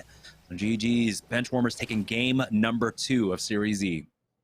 It's a really huge sign for Benchwarmers. Again, the week they had last week, not what they were looking for. They've continued to add that practice on layer after layer. They're starting to show that hard work is paying off. Great game in game number 1, and then they finish out game number 2 with a huge dub. Yeah, we're going to take a break, and when we get back, we'll have game number 3 of Series E after this. Hey, what's up? I'm Lion. Just like my Gibby Bubbles, Pop-Tarts always come in clutch when you're looking for a snack. Been a little bit more hesitant team to slow play things and try to play zone.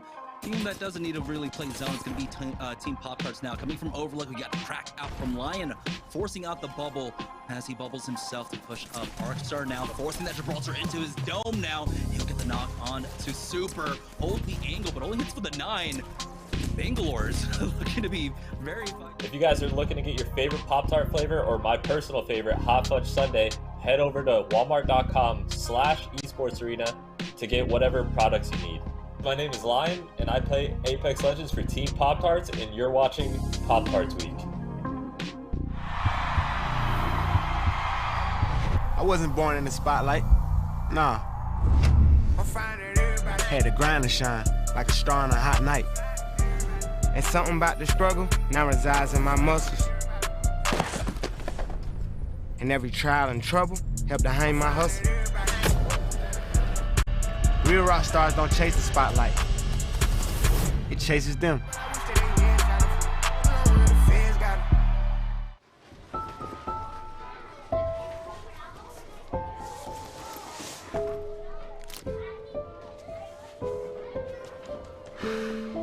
Hey, shake it, kiddo. Love Dad. Oh.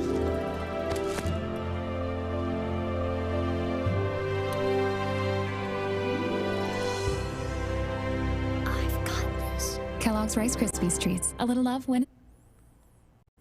All right, everybody, welcome back. Yeso here once again, and that's game number 2. And we saw the bench warmers getting into the top 3 to start off the day, and they followed up with a big win here, taking out Team Intel in game 2. But Team Intel's still going to be feeling really good about their performance in that one. We'll check out how the standings shake out when we go back to Jamerson and Tom here in a little bit. But let's check out our player of the game for game number 2 here, and it's going to be Noct. Look at that, 5 kills and an assist. Not a ton of damage in this game, but his team got the work done. They get into that late circle, good positioning, and they get just a well-timed push onto Team Intel, and they're able to grab the victory there. So good on Noct.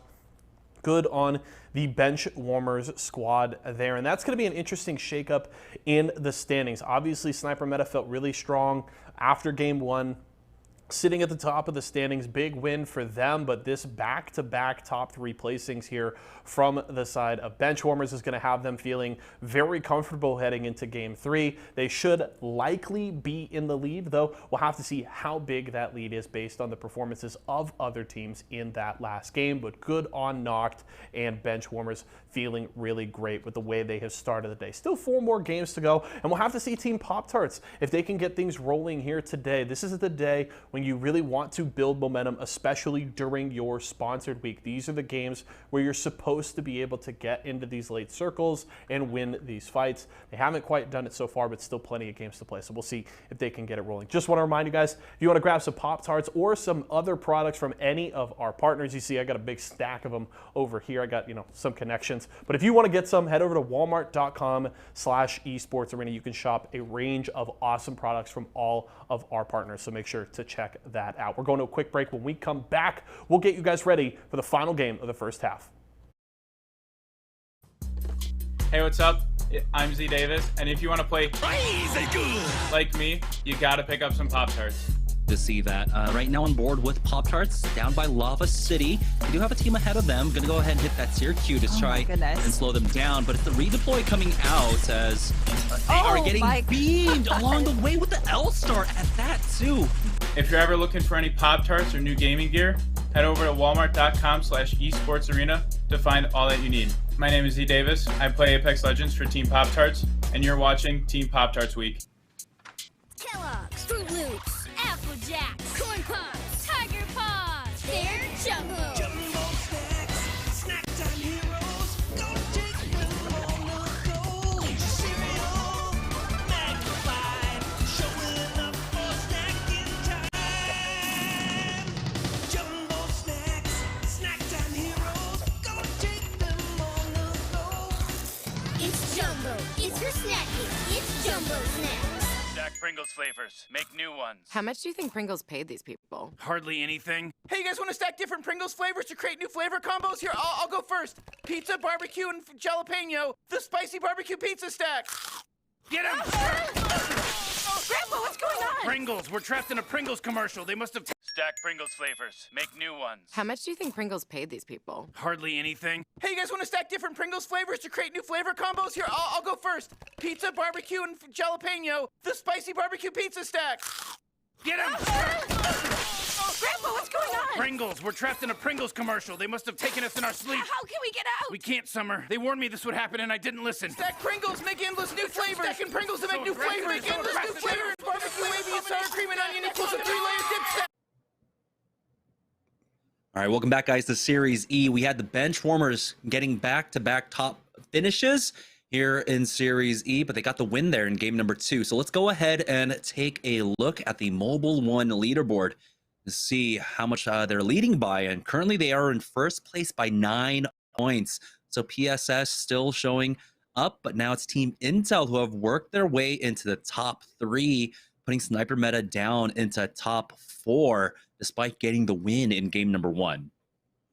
It's nice to see Applejacks climbing up there too, sitting in 5th place at 15 points overall. They definitely have a lot of potential. They're sitting kind of on our bottom of our leaderboard in our accumulative points, and I'd love to see them continue to pop back up there. Same with Splash and Pop-Tarts. We saw these teams last week. They have a lot of potential. Unfortunately for Pop-Tarts, bad 50-50 to start things off. They're splitting up way too much. I would love to just see Z Davis stick with the team. I think they're going to do a lot better if that's the case. They need to play around Lion. Lion needs to play aggressive when they get these advantages. And then Team Splash, again, they are playing better on the pro days than they do in the open days. We take a look at our Mobile 1 high performance moment from game number 2. So again, a lot of games to be played, a lot of potential for these teams. We'll see if they can put it all together going forward. This was the audacity of Team Intel taking out Asurus and Team Cheez It here in just a moment. This is a absolutely crazy push coming out. Dupe doing so much initial damage, but he's the first one to go down. But still, the damage he did created enough openings for Team Intel to clutch up these kills here on the western side of the map. And honestly, I didn't think they were going to be able to succeed the way that they did. But man, they held it down and they secured top 2 off the back of some just amazing damage coming out from Dupe. There was a lot of great performances coming from Intel in game number 2, and it looked like if they had Dupe, they possibly could have won this fight. It was a pretty even fight overall. Skillcakes took a lot of damage on the Valkyrie as he was crossing, but yet somehow they were still able to answer it onto Madness, and then they were put in a 1 versus 2 situation. But because of the zone moving away from them, they had to head directly towards them. So all those armor swaps, all those heals that they had right there didn't really mean anything. And there was such a big space to make up that you're not going to be able to do anything because you don't have your Gibraltar, right? So maybe if you had a bubble, you could advance in there and then force bubble out a knock and do something about it. But either way, they were able to take down Team Razor over towards the side. They did a lot of great things, again, just to get to this moment. And it tends to be the case for a lot of our Mobile 1 high performance moments where this team that we have at the end fought and clawed just to get to that point, and there could have been a handful of different choices here, but towards the end of the game, that's where things really start to pick up. That's where a lot of the points are had. So this one definitely makes a lot of sense because that cart was not easy to infiltrate like you were talking about. You had Finicky in there, you had Caustic Gas in there, there was Watsons, there was a lot of different things that they had to overcome. Yeah, and for benchwarmers, though, they are showing that now their experience is starting to kind of produce results, right? 2 top finishes, a win there. They're able to call the zones and basically have immaculate positioning for that late game. That's 2 games in a row. We'll see if they can continue to do it. I'm glad that they were able to get the win because I would like a little bit more information about them. I want to know where they're dropping. And so we should be joining on board with them at the beginning of game number 3 to figure out, of course, how they're getting there. Of course, being able to play center zone 2 times in a row. With the circles being fairly close to each other, though, you have to imagine that they're not coming from too far away themselves. And so they should be somewhere on that side of the map, close to it. So we'll figure that out in just a moment. Just waiting for game number 3 to get underway. But I'm glad to see that we are getting some consistency out of the benchwarmers.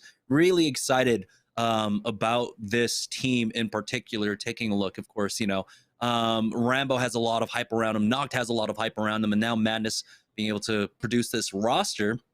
Really excited to see, especially with all the more Apex Legends competitions we have in the pipeline that'll be coming down in the next few weeks and next few months. There's so much more to play for later on. And so this is some great practice for them, especially as a new roster. Yeah, you have Noct, who's been very successful with his team. And then you have Madness, who's very successful with his team. And then Rambo, like we were talking about, who has found success, but not as much major success as the other 2 in the ALGS. But one thing's for sure, when it comes to all the different facets of the game, they have what it takes to not only win in Series E today, this week, and in general, but also in the ALGS. And that's why you see this team form. There's a reason why it formed. And when we look at today, who we have in this lobby and who is the best hand-to-hand combat teams, it's very easy to see that Benchwarmers is going to be right there, Intel is going to be there, Razor is going to be there, and Team Pringles. That 5th team is kind of up for grabs in terms of who takes bubble fights the best, et cetera, who can put the pedal to the metal and really slay out like a team like G2 can, like a team like TSM can. Those are the 4 teams that are definitely on my radar. Now, how do you overcome that? You don't have to be the best hand-to-hand combat team to win today or just to win in general. And we've seen that in the past. You have to play a different style. You have to get into the zone. You have to be able to, play edge at certain times. But again, a team like Applejacks and a player like Kubsky, Flashpoint was a team that had the #1 overall average in placements for a very long time in the ALGS, and that's second place. So that means he's going to need players that are going to come and trust him, and they also need to make sure that they're executing the right way. But we're in such a different meta now that we were when Flashpoint was a team and when that was a record. So, there's a lot of adjustments that are going to be happening for a team like Applejacks. But this is a good start for them, and again, I want to see Applejacks, Splash, all these other teams, Pop-Tarts that are sitting on the outside looking in on that top 4 step it up. All right, here we go. Heading into game number 3, and we do get to join on board with the Benchwarmers, and it looks like they're taking Frag West, and you can see Rambo had to split all the way over towards the train tracks northwest of Fragment to be able to pick up that beacon, but he's going to have it for free. It does seem like there's a team that dropped over at Survey, but not a big enough split that he has to actually worry about it, but he's still going to play this one cautiously as he goes to reconnect with his squad over at Fragment. Now we're seeing why they're able to rotate so quickly for the last 2 circles. The next one, no, it's still favoring here the eastern side of the map. It's going to be going over towards Lava Siphon. And this time it looks like Pop-Tarts did not get challenged on that Lava Siphon drop.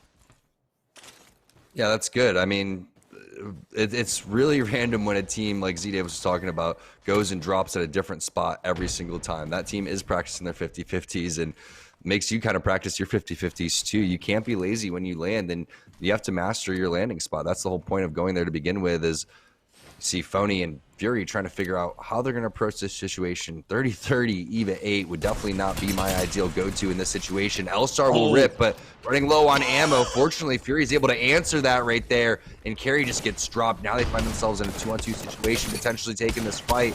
There's the knock right there on the Gibby as well, coming through any second now. The Gibby's doing a little dance, though, taking a little bit longer than they were anticipating, and that causes the other player to push through, and there's the finish as well. Nice job. Still 2 minutes on that clock. No one should be rotating in quite yet. Team Pringles looks like they're going to make it out safely. I was going to say, with the Presley going down first, that this squad just should have this team fight win, right? You don't have the passive of the Seer to use. You don't have the information on the Pringles side. This is why you should be approaching this fight from a kind of different angles. You have 3 players up against the 2. You should at least send 1 on the flank or something, just because they don't have that Seer information. Instead, you saw all 3 players coming down from the exact same angle. It was a free fire for that squad. On board with FKP, as it looks like they're trying to get the beacon for themselves now, and I realize that this ring is pulling down over towards that Lava Siphon side. Like, I'm up here, where are you? Oh, they're getting challenged though. Yeah, the rotate out from the Skyhook side, aiming for some decent damage across this team, and so they're gonna have to bubble for this beacon. Nice shots there with the scout with the 1-2. That's not easy to hit right there, connecting and buying a little bit more time, also charging up that Evo shield along the way. Speaking of charging up Evo shields, Nox going to want to try to get a nice little armor swap in there if he can. There it is, getting rid of that gray armor for the blue. Going to be feeling good about that one. That's a very fast rotation out of Fragment, as we're anticipating.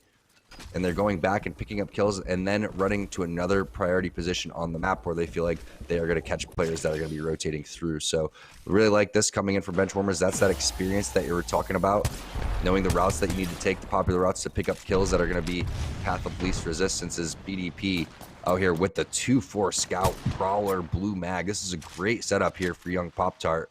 See if they can capitalize with some damage. There's some cracked shields as well. That's going to drop that player down. Unfortunately, not able to finish that one off. And other teammates there looking around, because you have to kind of keep your head on a swivel in this area. There are a lot of different spots in this choke where you can get flanked. So I like this play from BDP. Live to fight another day. It's going to be hard to take that fight over towards that beacon building without getting third party. So they're just going to rotate on out. Yeah, they already got some value off of it, evolving the Evo shields for young Pop-Tart and getting that extra damage off. But I'm sure they saw that the team that was playing inside the beacon building was shooting up to the north as well. So they cannot full commit onto that despite hitting for flesh. And they're just going to go ahead and continue their looting and rotation path now. Of course, being slowed down there is going to make it a bit more difficult to try and get into Lava Siphon. Speaking of Lava Siphon, though, it is going to be Cheez-It that have found a spot in here. And Finicky is just, I guess he's just playing character roulette, legend roulette at this point, changing on over to the Fuse. How would you do that, right? There is no random selection. So is it up to the chat room? He's playing controller. Does he just kind of throw his controller in the air and then whenever it lands, no, don't throw your controller. That's not a good idea. But yeah, it's interesting to see what they're going for here because I liked the Watson play. I liked the position. And I talked about this last week. I know you were off on the open day, but during the open day, I was talking about, I'm pretty sure it was, how finicky plays and how he used to be a caustic main. Well, that's their style. Team Cheez-It loves to get into the middle of the zone. You could see that. I don't know if Fuse is going to be enough to, keep things on lockdown. I really feel like him back on caustic, maybe him on Watson, does favor their play style. And they are a strong team fighting team, yet they still, don't have that hand-to-hand experience like bench warmers do. And that takes time. That takes just a lot of time as a team. And that has to be something that you can continue to work on. But playing into your strengths is never a bad thing. And we'll see what Finicky's going to be able to do now that he's on Fuse. Yeah, there are so many things you need to work on, right? Especially when it comes to coming together as a team. The first thing you need to lock down is just the composition that you want to run before you can work on anything else. Otherwise, you're basically starting from the first block once again, building up all over again every single time. And now, as they're trying to hold that building, they're going to wish they had the Watson here for the Natty Gen on the interception pylon as they're taking some poke damage out from RCO. And you can see now all the teams starting to gain positions, starting to control buildings over here at Lava. Siphon currently intel. They do have a tractor to work off of as Applejacks have found themselves inside center zone as well. So it's interesting to see how these buildings play out as we get to explore more and more of this iteration of World's Edge to see how these buildings work out. Ooh, Lightstar Joe.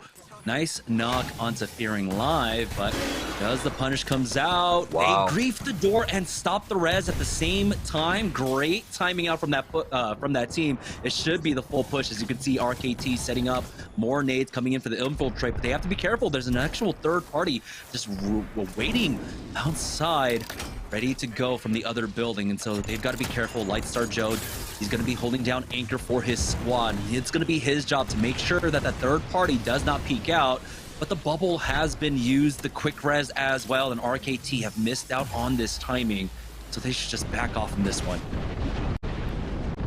I feel like they should back off, but it's tough because you've spent so many resources now, and you really want to push inside this door that you did so well to break down, but you saw the amount of grenades that they used that got stuck on the bars in the window. All that time wasted could have been spent going inside. Now the only thing is are you going to get third-partied, right? Yeah, this fight's most likely going to be won, but how fast can you win this one? How fast can you armor swap afterwards to stay in this game? Are they going to win this fight, though? I don't know. Double Eva A shots coming through. There's a flank around the corner. There's the third party. And unfortunately for Rice Krispie Treats, it looks like that's all she wrote after the great job of getting that longbow shot in the door for Lightstar Joe. It's another team actually showing up. Team Asuras have actually made their way on over here. So third party to answer for third party, and now PSS are just down to Dank, and that's not who you really want to be surviving here. As Team Pringles are showing up as well for this. They were able to get Depressedly back into this one. So now they're running up as a full 3. Just plenty of kills for them to pick up at this point, but I don't have a good grasp of the situation, exactly what's going on, because that kill feed was an absolute clutter, as Vacho will be able to finish off stomps throughout all of this. And now, one on the other side of the door, as it looks like they're trying to finish off that heal. Will he let him do that? No, he's just holding the door, holding that angle, waiting for the Q, will be able to back off. And so Team Pringles not really finding much off of this third-party attempt. But again, they have to deal with these squads anyhow, as the ring is pulling further to the south. And look how Fury played that, right? Where he's not going to risk kicking the door down, no matter what. No matter who that player is in this lobby, he's still going to have respect for not kicking the door down. It's just a bad play against these top-tier players. You're just willing to take too much damage at that case. Not only that, once that player ran away, he realized, okay, that player's gone. I'm not going to continue to stay overextended. Why? Because people are looking at me. In just a matter of 1 second, once that player was away, he looked away, ran back inside, and lost 100 HP. If he would have stayed there just for an extra second, he would have got knocked towards the door, and you really don't know what's going to happen right there. So just a more heads-up play coming out of Fury. The experience really showing for Team Pringles. They want the kills, but they're not going to sacrifice the position of their lives to get them.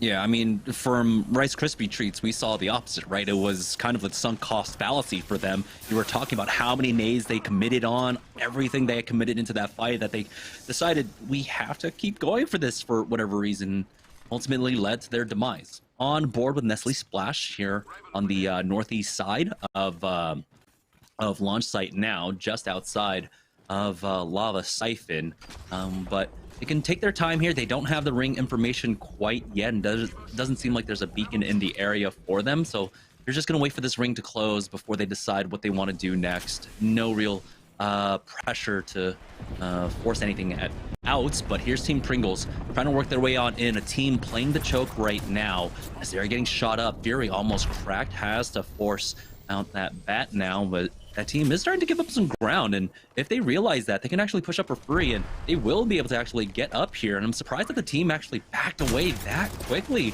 despite doing so much damage. Team Razor, though, here on this connection side over by Harvester into Lava Siphon, find themselves in the middle of fights as they're going to use these nades to try and advance, but the team has given up position, so Team Razor will be able to lock this one down, and they can play patiently here for now. This is just a neutral position for them to play off of for the time being.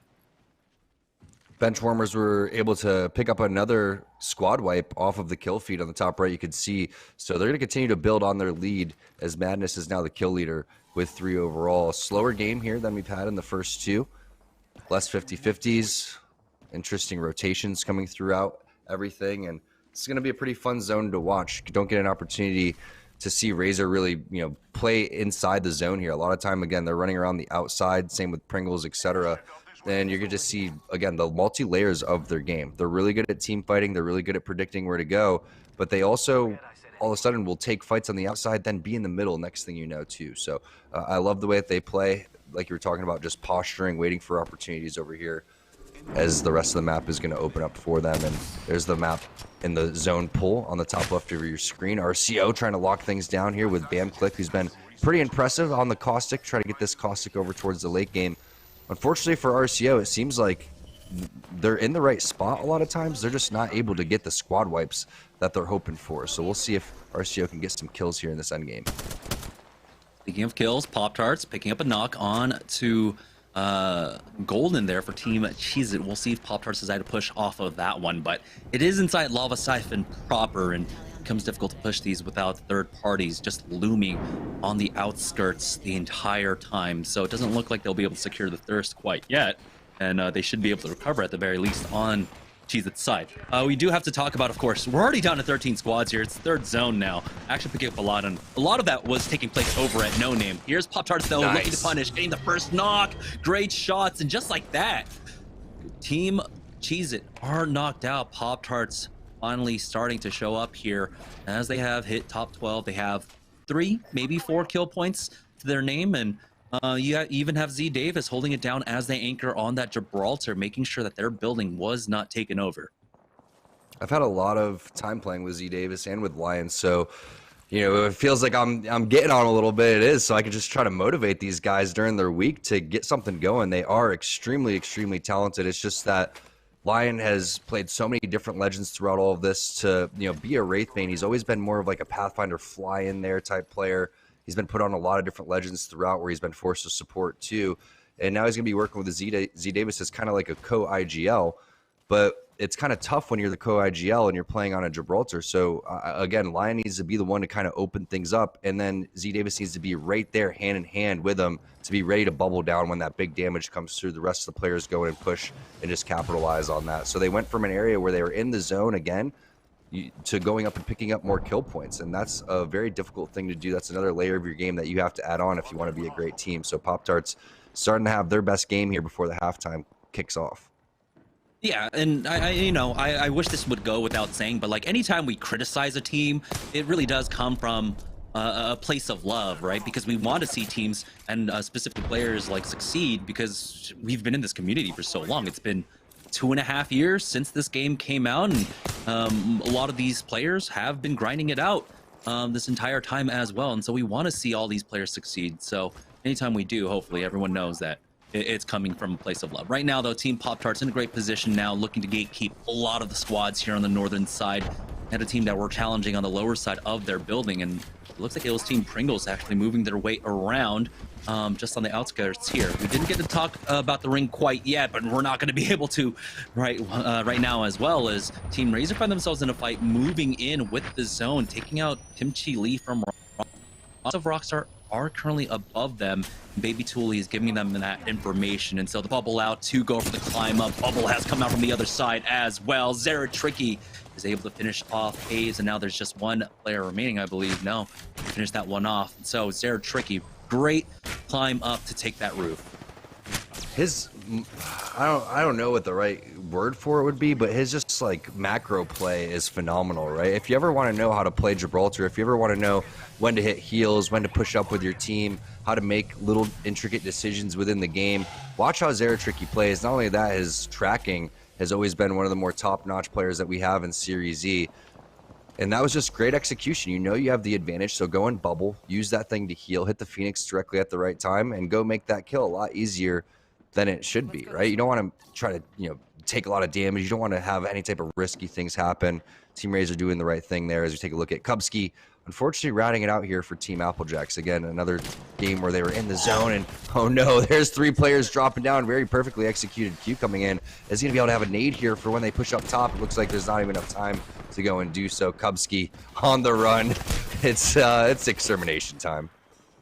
Yeah, Kubsky, no stranger to this rat life, for lack of a better word. I mean, you were talking about it having on Flashpoint one of the highest consistent top finishes for any team, and it was really, honestly, largely a lot off the back of the ratting of Kubsky here, and been able to do it time and again. Has hit top 10 at the very least for his squad. Right now, it's 9 squads remaining, so we'll see how much longer he can survive for. It looks like that blue bin just not in. Might be if he goes actually inside. We'll find out in just a moment. Team Razor, though, as they are trying to get an early position on this zone, they're going to have some resistance here. Team making across. It's going to be Blight going down first, and that tracking you were talking about once again, Tom, coming up for Zara Tricky as Hakulo finds one more onto Verholst, creating a lot of space and a lot of opportunities now for Razor to push in. They're punishing the teams that are using that Horizon Q as Blight does get finished off, and immediately turning on the teams running up behind them there. They've got the safety of this car to work with as Hakulo needs to top himself off, but Team Razor in a great spot, picking up some free kill points along the way as well. Benchwarmers, one of the teams on this side of the map, but it does look like they are safe for now inside the ring, but they will be forced onto the high ground for this next zone. And there's a couple of knocks right there onto Intel. There's the finish as well. Bubble going to go down. It's going to get a little armor check throughout all that. Defensive bombardment is going to be used just so they could kind of regroup throughout all that. Could have been possibly a Zara Tricky. All is there now. They're flanking around the corner. There's Hakulo going down to begin with. That's huge initial damage. It's going to be so tough to win this fight now. There's the flank coming in from Madness. There's that hand-to-hand combat we're talking about. 2 of our top 4 teams in hand-to-hand combat taking a fight over towards that trailer, and you can see just what happens when the tracking is on point with this Spitfire, doing tons of team damage as well. Almost goes down, but now they take control of this truck. 9 kills there for Madness. Yeah, this is such a great game, and honestly, I love this composition. Not the composition, the team, this roster, because Madness at times, he does like taking fights. He just needs a bit more consistency in his fights, and that's what, I feel like, CLG always kind of suffered in the consistency in their fights. They had high highs, but now it's about maintaining those high highs with Rambo, with Noct. Now take a look. Team Pop-Tarts going for this rotate with the port out, as it looks like Lion is going to be able to secure a decent spot for his squad, but there's another team on the other side of this ridge here that they do have to be careful for, as they do get tagged by that Q. Good shots out from that wingman to at least keep that team in check. It's the final 4 squads remaining, and I'm wondering if Kubsky was able to survive into the top 4. He could have been. I just love the aggression we're seeing from Lion right now. And yeah, he's decently far from his team, but he could always queue back if he wanted to. And now he's owned that real estate over towards the left, which made those players rotate directly towards that. And they could have done the same. His whole team could have went over there, but now they realize if we overexpose ourselves over towards the right, we really don't have much cover. So now they're trying to work in here. While they have kind of pinched themselves, there's a lot more area to work with, but the player from behind, can't be the pesky Cubs, because that was Octane, right? No, I think that was Cub. We'll find out in just a moment. It is going to be Cub, yeah. He does secure top 4 for his team. Just Wraith looking like it. That's going to be 5 extra placement points for Apple Jackson. So that is huge for Kupski to make it from top 9 to top 4 now. But it's going to be a final 3v3v3. You got Pop-Tarts. We've got bench warmers looking for another top finish. This is another top 3 at the very least for themselves, as they are now making the push out. They've traded back and forth, though. Noct has gone down. Z Davis is the only one alive, but it's just for a moment as Pringles come in for the third party to finish this one off. And Team Pringles will stop the bench warmers from getting a second dub. But like we said, another top finish for the bench warmers here in game number 3. Benchwarmers definitely griefed Pop-Tarts right there, and Pringles is loving it. You can see the smile coming through on Fury. There's really nothing that you can do right there if you're Pop-Tarts, unfortunately. I really think that Benchwarmers were going for just a record game for Madness, right? He's like, you know what, guys? I'm like 9 or 10 kills deep right now. I'm going for a 15 bomb. Let's just full send it over here onto whatever team this is and see if we can win the fight. Unfortunately for Pop-Tarts, it was Benchwarmers and Pringles, the last 2 teams alive with them, and an easy kill, an easy win for Pringles. So GG's Pringles taking the win there in game number 3. We're going to take a break as we head into halftime, so don't go anywhere, guys. We'll be right back. Hey, what's up, guys? Lion here. I'm about to try my favorite flavor, Hot Fudge Sundae. I'll let you guys know how it is.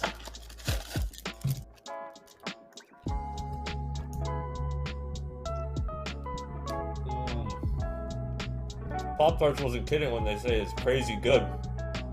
It literally tastes like a hot fudge sundae. Definitely highly recommend it. My go-to. I've probably eaten about 4 boxes in a little over a week. A little unhealthy, but definitely my go-to flavor, and I love it. If you guys are looking to get your favorite Pop-Tart flavor or my personal favorite, Hot Fudge Sundae, head over to walmart.com/esportsarena to get whatever products you need. My name is Lion, and I play Apex Legends for Team Pop-Tarts, and you're watching Pop-Tarts Week.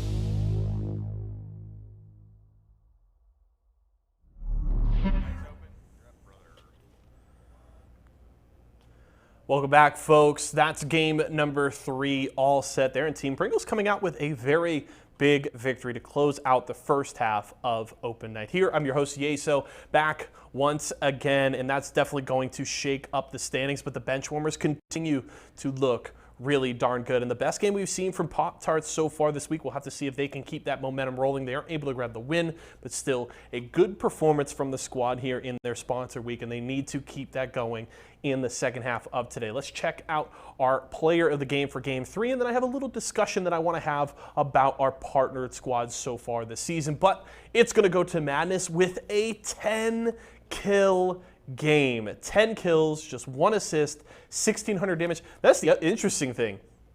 I've seen games from players where they get 7 or 8 kills, and they'll be over 2,000 damage, and he gets 10 and just has 1,600. So very efficient from Madness, getting in, doing the damage, finishing these kills, being very, very productive with his aggression on that Octane. So fantastic game from him. Absolutely pops off, and while they don't get the victory, that is a ton of points for the benchwarmers, so they're going to be sitting pretty at the top of our Mobile 1 leaderboard when we go back to Jamerson and Tom. So big game there. Pringles grabbing a victory is huge going into the second half. We'll have to see our partnered squads keeping things rolling from this win from Pringles with 3 games left here tonight. Now, speaking of our partnered squads, if you guys tune in every week and actually see on our website, I actually do a weekly power rankings article tracking where I feel all of our partnered squads sit on a week-to-week basis. I go in depth on my thoughts on their performance from the week prior, what I think they can change moving forward, and which way they are generally trending in Series E. And as we are in week 6 now, I've done 6 editions of the power rankings, and I actually had our awesome graphics department here, shout out to Dreidel, put together this graphic that tracks our team's trajections in my power rankings throughout this season. So you could see one of the first teams we could talk about, Team Rice Krispies Treats. They've had a rough go so far this season, starting in 7th, and they've been sitting down at the bottom for a long time. Now, I will say that doesn't quite represent the way I think they are trending. I think they are trending upwards, but it's just very, very gradually, very slow, and it hasn't been enough for them to move up. One of the other big stories is Team Razor. They have had one of the more chaotic trajectories throughout the season.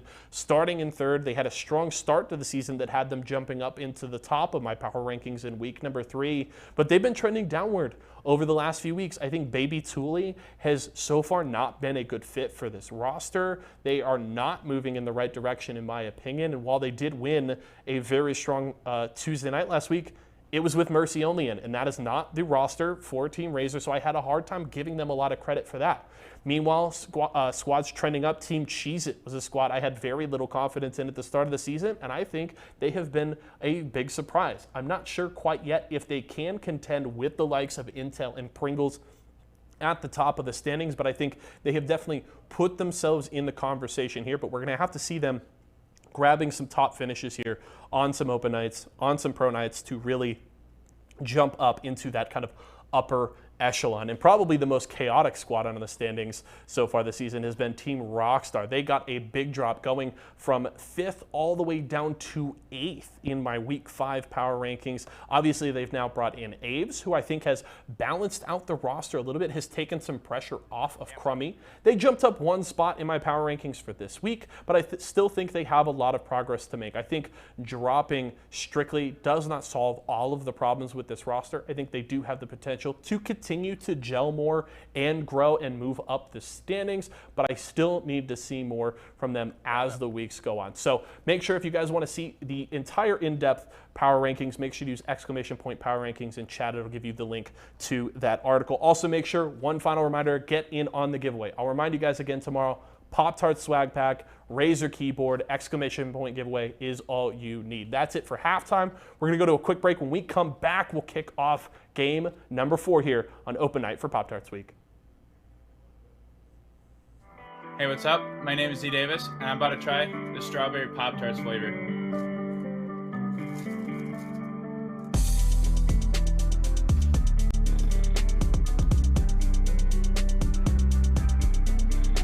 There's a reason why strawberry is the best Pop-Tart. That jam inside the middle and the frosted coating on top just makes it one of the best of all time. If you want to try any new Pop-Tarts, you got to try the strawberry. It's one of my favorites, and it's got to be one of the best out there. If you're ever looking for any Pop-Tarts or new gaming gear, head over to walmart.com/esportsarena to find all that you need. My name is Z Davis. I play Apex Legends for Team Pop-Tarts, and you're watching Team Pop-Tarts Week. It's refreshing, refreshingly sweet, but without sugar, 0 calorie treat. They're all our top flavored smash. It's fruit freshin'. Cheez-It snapped. How's it taste? It's so thin, crispy, and cheesy. And I just want to keep eating it. And eating it. They love them. Snapped. So good we may run out of cheese.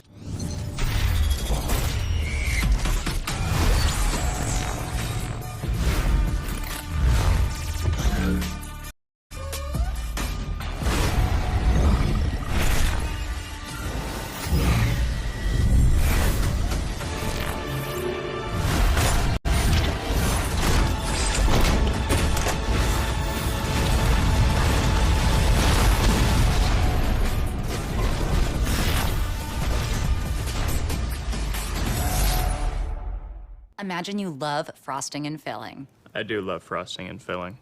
Oh, well, imagine if there was a way to enjoy that delicious goodness anywhere, anytime, out of the toaster, out of the box, out of one of those baggy thingies, with nothing but a thin layer of foil between you and... Pasta. Yes, Curtis. This is a commercial about pasta. I love it. Frosting and filling for your pasta. I like pesto.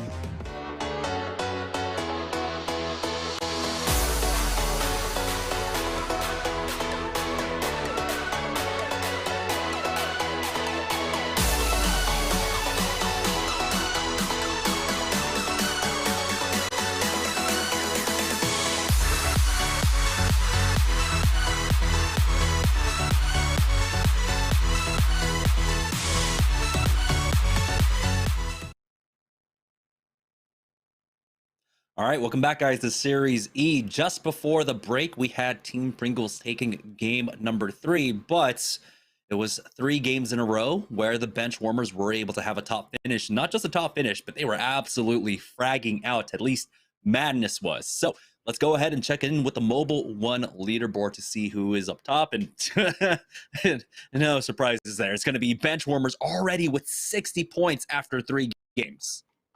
And that's why they were feeling themselves in terms of pushing over towards the side. They've already had like a record-breaking pace right now, 60 points. Insane start here for bench warmers. You love to see it. Again, after the week they had in the previous week coming through, and I'm pretty sure they already have more points than they had all of last week just off of these first 3 games. So big start and just great slaying ability, plus getting into the end of the zone there. And everybody was really feeling their wrath, especially Team Pop-Tarts when they sent it on over towards the side. But we now have our partner teams climbing their way back up there, right? We can see a lot of those teams on the left-hand side. Only 3 of our partner teams on the right-hand side of the leaderboard. Yeah. Let's go ahead and look at the Mobile One high performance moment of game number 3. And it's going to be the bench warmers. Just this push was just absolutely nuts.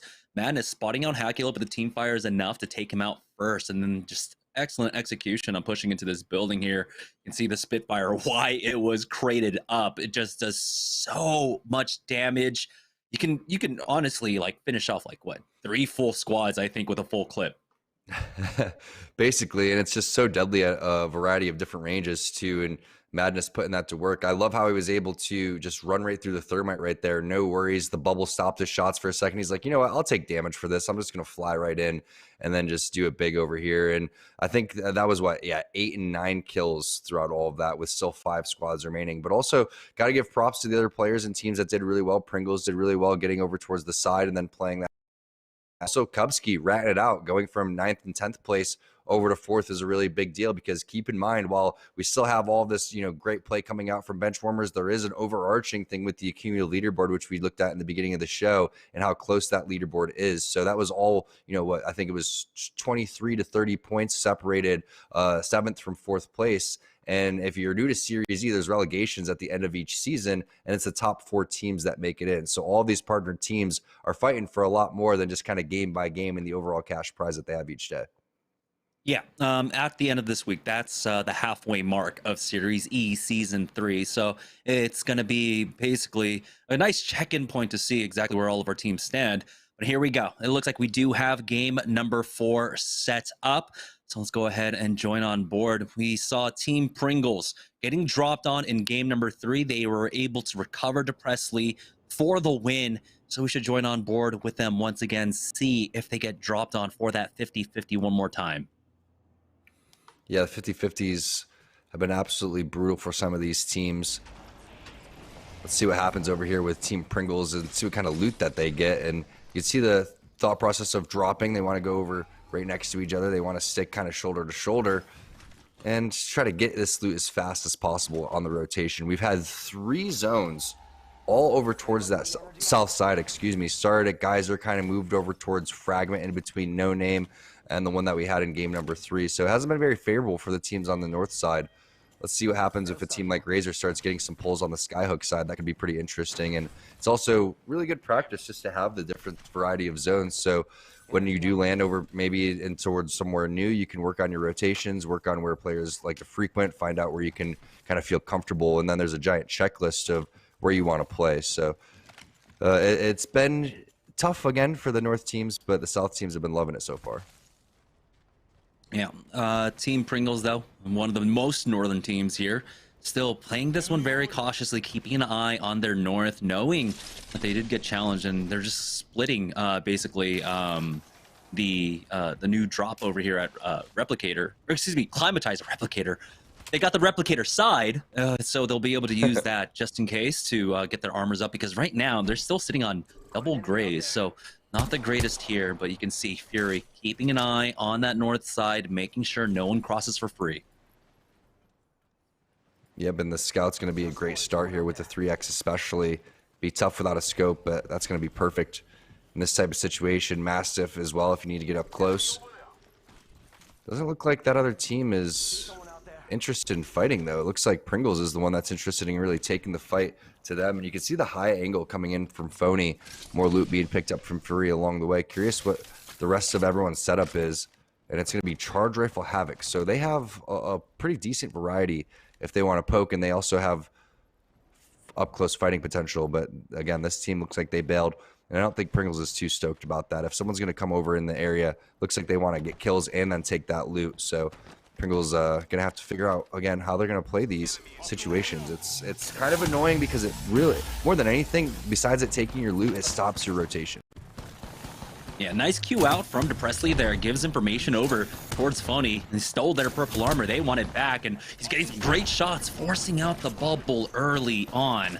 We'll see, though. There's a pretty big distance there for Team Pringles to try and cover. But oh my goodness, that was almost a full connect out as Phony gets the knock, and there's the instant thirst onto Ikari. And so they have the man advantage. They can push up. They want to get that armor up for Depressedly, who's still sitting on that gray. We'll see. They have the bubble to play off of him. I'm surprised that they haven't pushed quite yet.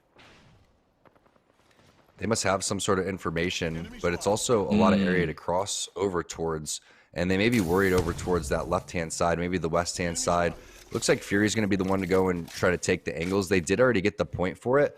And they could also be interested in just, farming, right? It's like, all right, well, let them get the banner. Let them maybe get back in. And let's continue to kind of treat this as a kill race, right? Because realistically, you have a lot of points to make up. You have 30 points, 32 points between you and first place right now. And that's the team in first place. It's the Benchwarmers.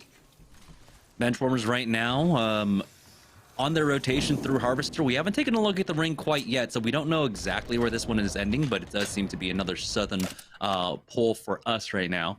It looks like they will have to be halted here, or it seems like the call is made. They might go for the connector, go through Lava Siphon. We'll find out in just a moment as they start pushing up here. Noct is still sitting on a gray armor, so not the greatest for them, as Applejack's playing here on the launch side, as they were the ones that got the ring information for us, so it is going to be a launch site ending. This time around, again, another one favoring the south side of the map, and they have a team underneath them. Jekyll has to be careful. Almost ate that Valkyrie Q, and we'll have to eat the Seer Q as they back away, and he's taking so much damage. He needs someone to hold that angle for him, and Kupski will turn around with the flatline at the very least as he gets flanked and somehow took no damage, but there's another player actually pushing that, and now he needs to Q out. Surprised that he was able to stay alive throughout all of this, but he does back away. Protectful goes down, and oh boy, Team Intel are just picking apart Applejacks now. This is tough to take this fight. Pringles, though, is taking a lot of damage over towards the outside. Defensive bombardment is connecting right there. That's going to be Fat Fruit Ninja with the damage. There's the rest of it as well, as FKP is going to take this one. And that's what they were waiting for. They were just so patient the entire time. They knew that there was multiple players and teams in the vicinity. Unfortunately, they're not able to take that dub, and now Benchwarmer is going to love what they see in the kill feed. Also, Applejacks, who's on the left-hand side of the leaderboard, is going to be losing some players, if not all of them. Sniper Meta, after their game 1 win, haven't been able to win any other games, but still have an opportunity to finish within the money here, as Blight has taken a lot of damage. Rolder's having to heal.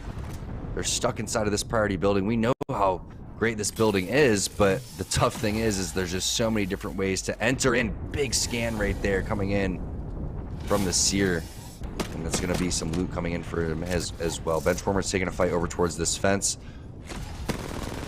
Looks like they have this advantage right there. That's a big grenade coming in for Madness. Noct already has the knock as well. Look at how, once they have the advantage, Jamerson, they just push immediately. That team did not stand a chance once the initial damage came through on the Benchwarmer side. That's what I'm talking about. Across the 3 games today, their execution when it comes to the team fighting has been so clean. That one of calls made, it's just an instant pivot and they quickly go in, and it's just, they're really well coordinated on it. And, you know, I think having Rambo and Knocked to back Madness up just rounds out this roster so extremely well. Now, Benchwarmers, remember, they're already in the lead. They have like a 30-point lead up against our 2nd and 3rd place teams. Now they're picking up the early game kills as well. They don't have center zone, but they can play off the back of this extremely well. FKP, we saw them taking out Team Pringles. Will be Balloon rotating in with this one. We'll see if there's another team ahead of them for now. But it does look like they're just going to move through Frag West. I don't know if they want to maybe just play inside the zone to pick up the next beacon for themselves. Team Intel were able to recover. They are fighting once again for this building on the south side of launch site. Skittlecake's trying to peek in through, but he's getting flanked up from behind. Now he takes to the skies inside the building, somehow survives throughout all of this, but he has been cracked, turns around with that bolt out, cracks that arm shield, and now it's going to continue to try and be aggressive. Actually, excuse me, it's Verholst, but Skittlecakes has gone down. Dupe finding knock onto LV. It's going to be a 2v2 fight here, but looks like Verholst will try and slow things down just a bit as Dupe himself resets with that bubble, gets that res as well onto Skittlecakes. We'll see if they've been able to get the res on the other side. Good disruption with that, but Rolders, they will take out a Dupe. Verholst now is going to push in for the 1v2. Skittlecakes will not bat up as he wants to join in for this fight. The flank out as well, and they will be able to finish them off. Looked a little bit dicey there, but Team Intel by enough time. Now they're the ones securing the southern building. Team Razor, though, in a fight up against RCO. It's going to be a clean wipe for them just outside of Harvester. Very nicely done. Team Razor doing what they do, take really nice bubble fights outside the zone, and RCO, unfortunately, is going to feel their wrath. Nicely done. Going back, someone in the chat is asking some questions. I'll just spit some knowledge for them. So everybody in Series E that's partnered, they're making $750 a month just from being partnered and signed. In terms of their team names, they even carry these team names, a majority of them do, on over towards the ALGS. And heck, if I was a sponsor, if I was a partner looking for a team, would I rather, sponsor, random team 3, 4, 5 with no name, or would I rather, talk to a team like Team Intel and see if they're interested in partnering up with me? I think I would have to take Team Intel. Speaking of Team Intel, we have another team there on the south side that they might want to clear out in the buildings just to their west, but we're seeing a hard pull away from launch site. It's going over towards tree side now. BDP happy to see this pull, but not happy to see the gatekeeping that's taking place over at this choke. They have options here. They don't need to commit onto this one, so they're going to try and take a roundabout way, dropping down onto the low of Thermal Station. They'll try and figure out a different way in. They have plenty of time to work with for this rotation. A minute left here as it's Team Razor now slowly working their way on up. This is going to be Benchwarmers, yeah, on the other side of this fight. They do have that Seer ultimate down, and so Team Razor just going to try and poke and prod from the perimeter, but Zara Tricky took a lot of damage here. No aggression quite yet from the Benchwarmers. As Sarah Tricky goes down, Madness picks it up with the R9 now, and that's going to be the bubble out as well. And so we have the rest of the Benchwarmers starting to push up off that. Baby Thule will be the next one to fall, and there's only one left for Team Razor. It's Hakulo going down. Great fight from Benchwarmers, slowing things down, utilizing that Seer ultimate, keeping them at the perimeter until they find the openings. And you saw the bubble placement coming in from Nock. He just goes immediately once the initial down goes and happens. He's going to flank over towards the left side. They're going to advance, and then everybody starts to push. And Hakulo was just, waiting to die. Really, he's like, I'm going to 1 versus 3. There's really no chance at this point of me even getting a knock. He was just holding onto the ledge, looking for any type of information, and then he got taken down immediately. Benchwarmers have been, again, showing a lot of layers to their game. They're playing inside the zone, they're playing outside the zone, they're taking fights, they're holding teams off that are trying to fight them. It's a great day overall for Benchwarmers. We'll see if they can keep it up. This could be what they needed to kind of turn the page as a team, as we see Team Nestle Splash trying to get involved over here. Great shots coming in for Malice. I also like the opportunity to fall back and battery throughout all of this. Unfortunately, he's not inside the bubble, has to get back just a little bit, and now he's going to get that quick heal inside there with the syringe. Gibby's going to continue to advance up with him too, but they weren't able to capitalize on that big burst that Malice had, and the team is going to fall back just a little bit over towards the building. So Nice little reset coming in from Nestle Splash, and we'll see if they can get over towards that building and finish off these kills. There are a number of teams still in the area, though, so they have to be careful. Turns getting shot at by that third party. Now the Syracuse coming in. It's going to be bench warmers coming in for the third party. Great rotation onto this side of the zone as they pick up that knock onto Turns. They'll be able to pick apart the rest of these squads here. Great spray once again from that R9 of Madness, and just about allowing the zone to pressure these squads out as much as they want these kills. They don't need a thirst for them. They don't need to get very hungry here. And that's why they turn around instantly, making sure they don't get flanked now as that Seer ultimate comes out once more, giving them just beautiful information. Madness took a lot of damage there from the defensive bombardment, but they should be fine. Rambo might go down, but Ashley makes it out alive, and they'll be able to reset behind all of this cover and just wait out the rest of the teams that have to walk in with this zone. And they didn't have a zone scan, so they played the fence, which is a very common spot to lock down just in case it's going to pull on top of towards the blue trailer. And now they realize it's going more over towards the tree side, so they're going to go and take the high ground over here, which we've seen sometimes in the last couple of weeks. Teams not utilize this high ground, surprisingly, for these tree zones. And now if you're going to see a possible top tree ending, this is one of the best spots to be in overall. One problem right now for Rambo, as you can see, the ammo situation. Just sitting around 111 bullets so far. That's just not going to be enough. So it looks like they're going to drop down, go for a bubble fight, and rightfully so, but all of a sudden it's a great counter bubble coming out from Splash, and they dip back up over towards the top. So another interesting play coming in from Benchwarmers, and a nice job by Splash with the response. Yeah, you can see there Malice Mama was considering taking that jump pad up. Benchwarmers are a little bit split. As you can see, Noct is stuck on that low, but that does at least give him the angle to try and keep an eye on them for now. They're going to go ahead and go for the full reset as Noct hits that medkit. Three-man connect out from Rambo with that Q, giving them plenty of information to work off of. And honestly, Noct can stick around there, but he's going to play a bit more safe and reconnect with his squad. That's a good call because there are more teams contesting the high ground. On board with Clone Force 32 for the first time today. They are fighting over one of these buildings here inside tree, and it's going to be Finicky dropping down with that Prowler, getting that first knock. Here's the bubble res, though. They need to push this one fast, but you can see how much of a nuisance that Caustic is. On the other side, Finicky could have tried to push it, but he would have been alone. And so they're not going to force the issue here, as it's just going to be some neutral coming out from either side. No one really wanting to push a Caustic squad. I'm stoked to see this composition come out of Cheez-It. This is exactly what one of our teams needed to do. They needed to play into the strengths of their play style and go with the legends that accommodate that. And now we see Golden, even though Golden we've seen slay out on just crazy different amounts of levels with a handful of different legends. Crypto, you still can do some serious work with, especially when you have a Caustic, right? You're going to fly around, get the scans, get into the end game. That's what Cheez-It has specialized in. Finicky has a ton of experience on Caustic right there. And you saw the other team right there was not anticipating. He shot the barrel. He's like, hey, what? Guess what? I'm going to shoot this barrel. No one's going to walk down here. Oh, crap. It's the other Caustic in the lobby. Finicky came down there. And like you said, they could have even capitalized on that and went even further. But, you know, there's no reason to take any big risks at that point, especially if that team is going to portal out. So they've done their job. They've owned this building. And the big overarching goal, again, is to get this Caustic into the late game. So while they continue to open up and create opportunities, maybe they'll capitalize on more like that, but still not making any mistakes is, you know, creating opportunity as well. Intel with the Valkyrie rotate into the backside of tree, and you have to be careful.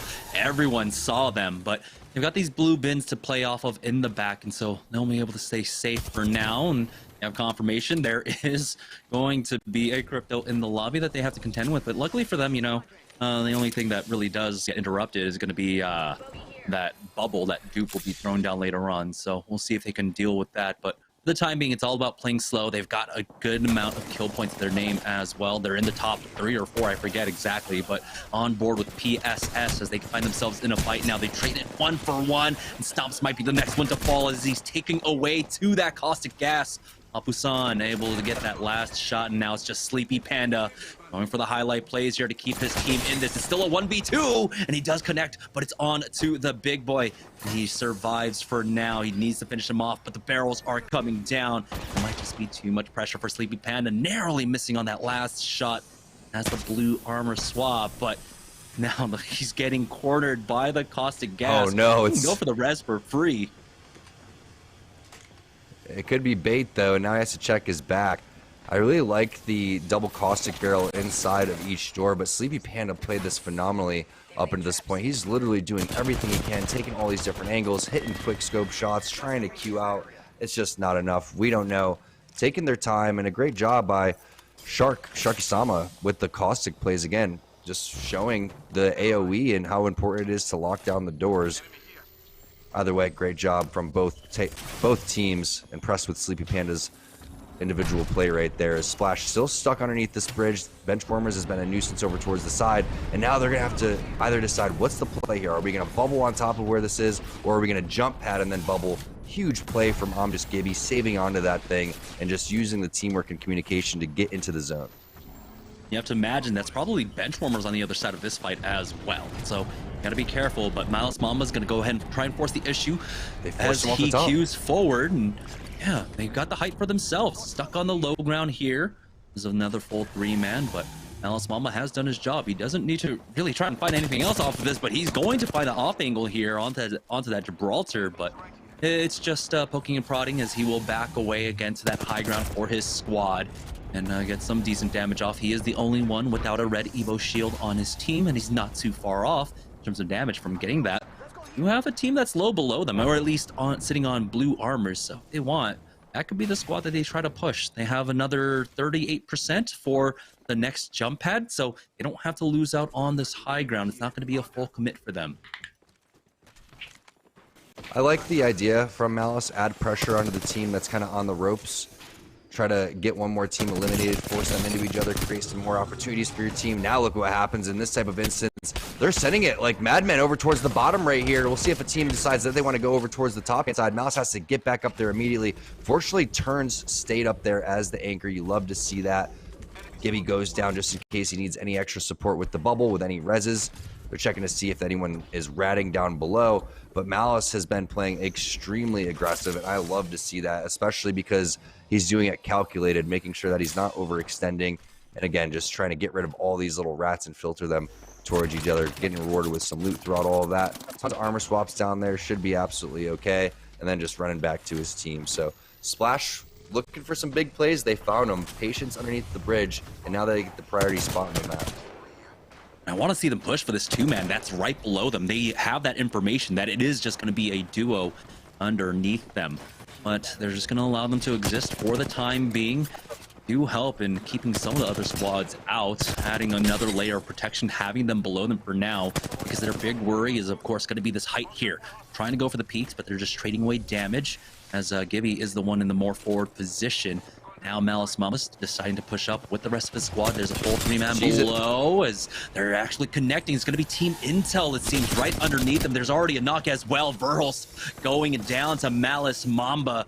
Now Nestle Splash doing a great job of just dealing with a lot of the threats around them. While that happened, Shiza eventually dropped the team of 3 that they got the knock on earlier. Midnight and their squad gets dropped in towards the back building. And now we see where this zone is going to end. It's not going to end on the high ground here, so eventually Splash is going to have to drop. They still have a lot of height to work with as the zone closes in. It's going to be the final circle as well. 5 squads remaining, 12 players left. Might be a solo and a duo running around. Or no, 2 solos actually in this, because I believe Intel are still in for the time being, but for how long? As you can see, they are now making a push out. It's going to be a duo below them. Yeah, and that was the duo from before. So Mystic and Scratch getting finished off. There's going to be 1 rat remaining quite possibly here. As a Noah of Team Pop-Tarts are making the push on to Bird's team, and now Cheez-It are out. It's the top 3 squads remaining. Not quite sure how Pop-Tarts got those kills, but that is big, getting the caustic out of the lobby. Nice shots right there coming through, and Pop-Tarts finding themselves in a possible game-winning position. They've had 2 great games so far, but the nade hits C. Davis. Lion, is he going to be able to get the res? There may be an opportunity to go for this one. See the scans are coming out. They're trying to bait. It's going to be a portal play, actually. Lion's just going to do whatever he can to survive here. Yeah, it's the battle of the rats. Who can survive longer here? As Team Pop-Tarts, they were doing so well. Skittle Cakes does get finished off, and so Lion does secure top 2 for his squad. Now, with Zenoa coming up, it's just a matter of time. Nestle Splash looking to drop down and finish this one off. They'll take game number 4 of Series E. That was a fun game to watch, and there was a lot of great plays coming in from a lot of different players. I mean, we saw the great fight from Benchwarmers taking out Team Razor over towards the side. We saw them drop onto Splash, but Splash survived with the bubble. Just that heads-up play to push them off. And then not only that, Gibby not wasting his bubble at the very end, them taking the jump pad and then getting over there, and then all of the aggression that Malice was adding from the top-hand side resulted in a fairly big game. That was just amazing play from a lot of our players here. And I think one thing to note, that wasn't a top finish for Benchwarmers, so their momentum being slowed down just a little bit, but they had a clear lead heading into that game. Still, though, congratulations on taking that win. We're going to go ahead and take a short break, and when we get back, we'll have game number 5 after this. I'm throwing Gibby bubble. Throwing my Gibby ult. Valkyrie's cracked. Trades on both sides. We need to push now. Knock Valk. Knock Gibby. Knock Wraith. Let's go!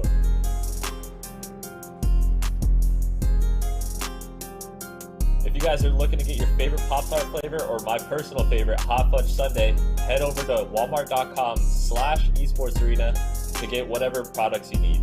My name is Lion, and I play Apex Legends for Team Pop-Tarts, and you're watching Pop-Tarts Week.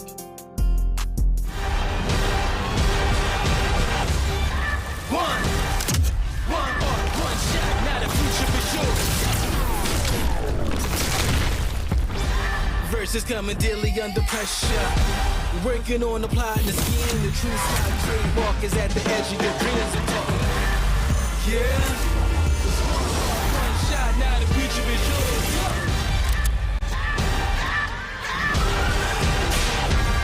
I'm turning dreams into reality. In the lab with the formula and chemistry. The memories spark and motivate and make the industry shake. With the balls in the breaks, I'm talking one chance that was so good for the goal. It's one shot, now the future is yours. Let's go.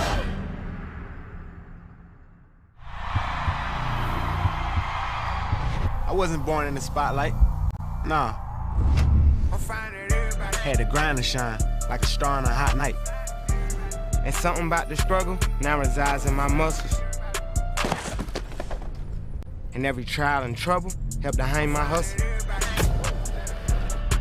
Real rock stars don't chase the spotlight. It chases them.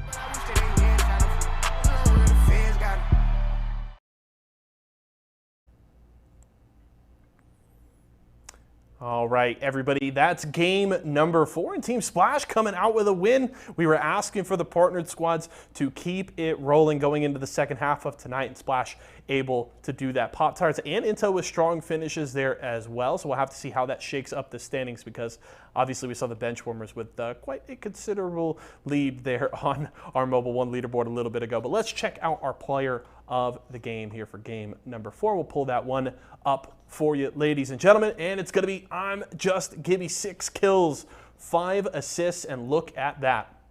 2 shy of 2,600 damage, so one of the best games we've seen from Splash this entire season there. And that's at very least 23 points for Splash. So that's a huge game, and this is a squad that's trying to close that gap. There really is, in terms of the standings, 2 separate kind of clumps of teams. There's the top 3 that had, coming into this night, a 101 point gap between 3rd and 4th, and then those bottom 6 were all within about 100 points of each other from 3rd all the way down to 9th place. So this is Splash trying to chase down not only Team Pop-Tarts, but that upper echelon of Razor, Pringles, and Intel. So big game there from Splash, as well as, again, Pop-Tarts looking strong today. They haven't been able to get the single game win, but getting into top 3s consistently is going to bode well for them as the night continues, as the week continues as well. We're keeping Pop-Tarts week rolling. If you guys want to keep an eye on the leaderboard throughout the night, we've got you covered. You can use !leaderboard in Twitch chat at any time to see where things stand stand. We're going to a quick break. When we come back, just 2 games remain in open night here at Pop-Tarts Week. All right, we got one on our right, one on our left. I'm shooting my seer interrupt on the right team. Gibby's cracked. Just watch out. You want to make sure the left guys don't push us. Don't push us.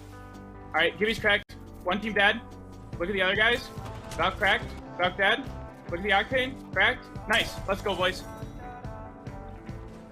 If you're ever looking for any Pop-Tarts or new gaming gear, head over to walmart.com/esportsarena to find all that you need. My name is Z Davis. I play Apex Legends for Team Pop-Tarts, and you're watching Team Pop-Tarts Week.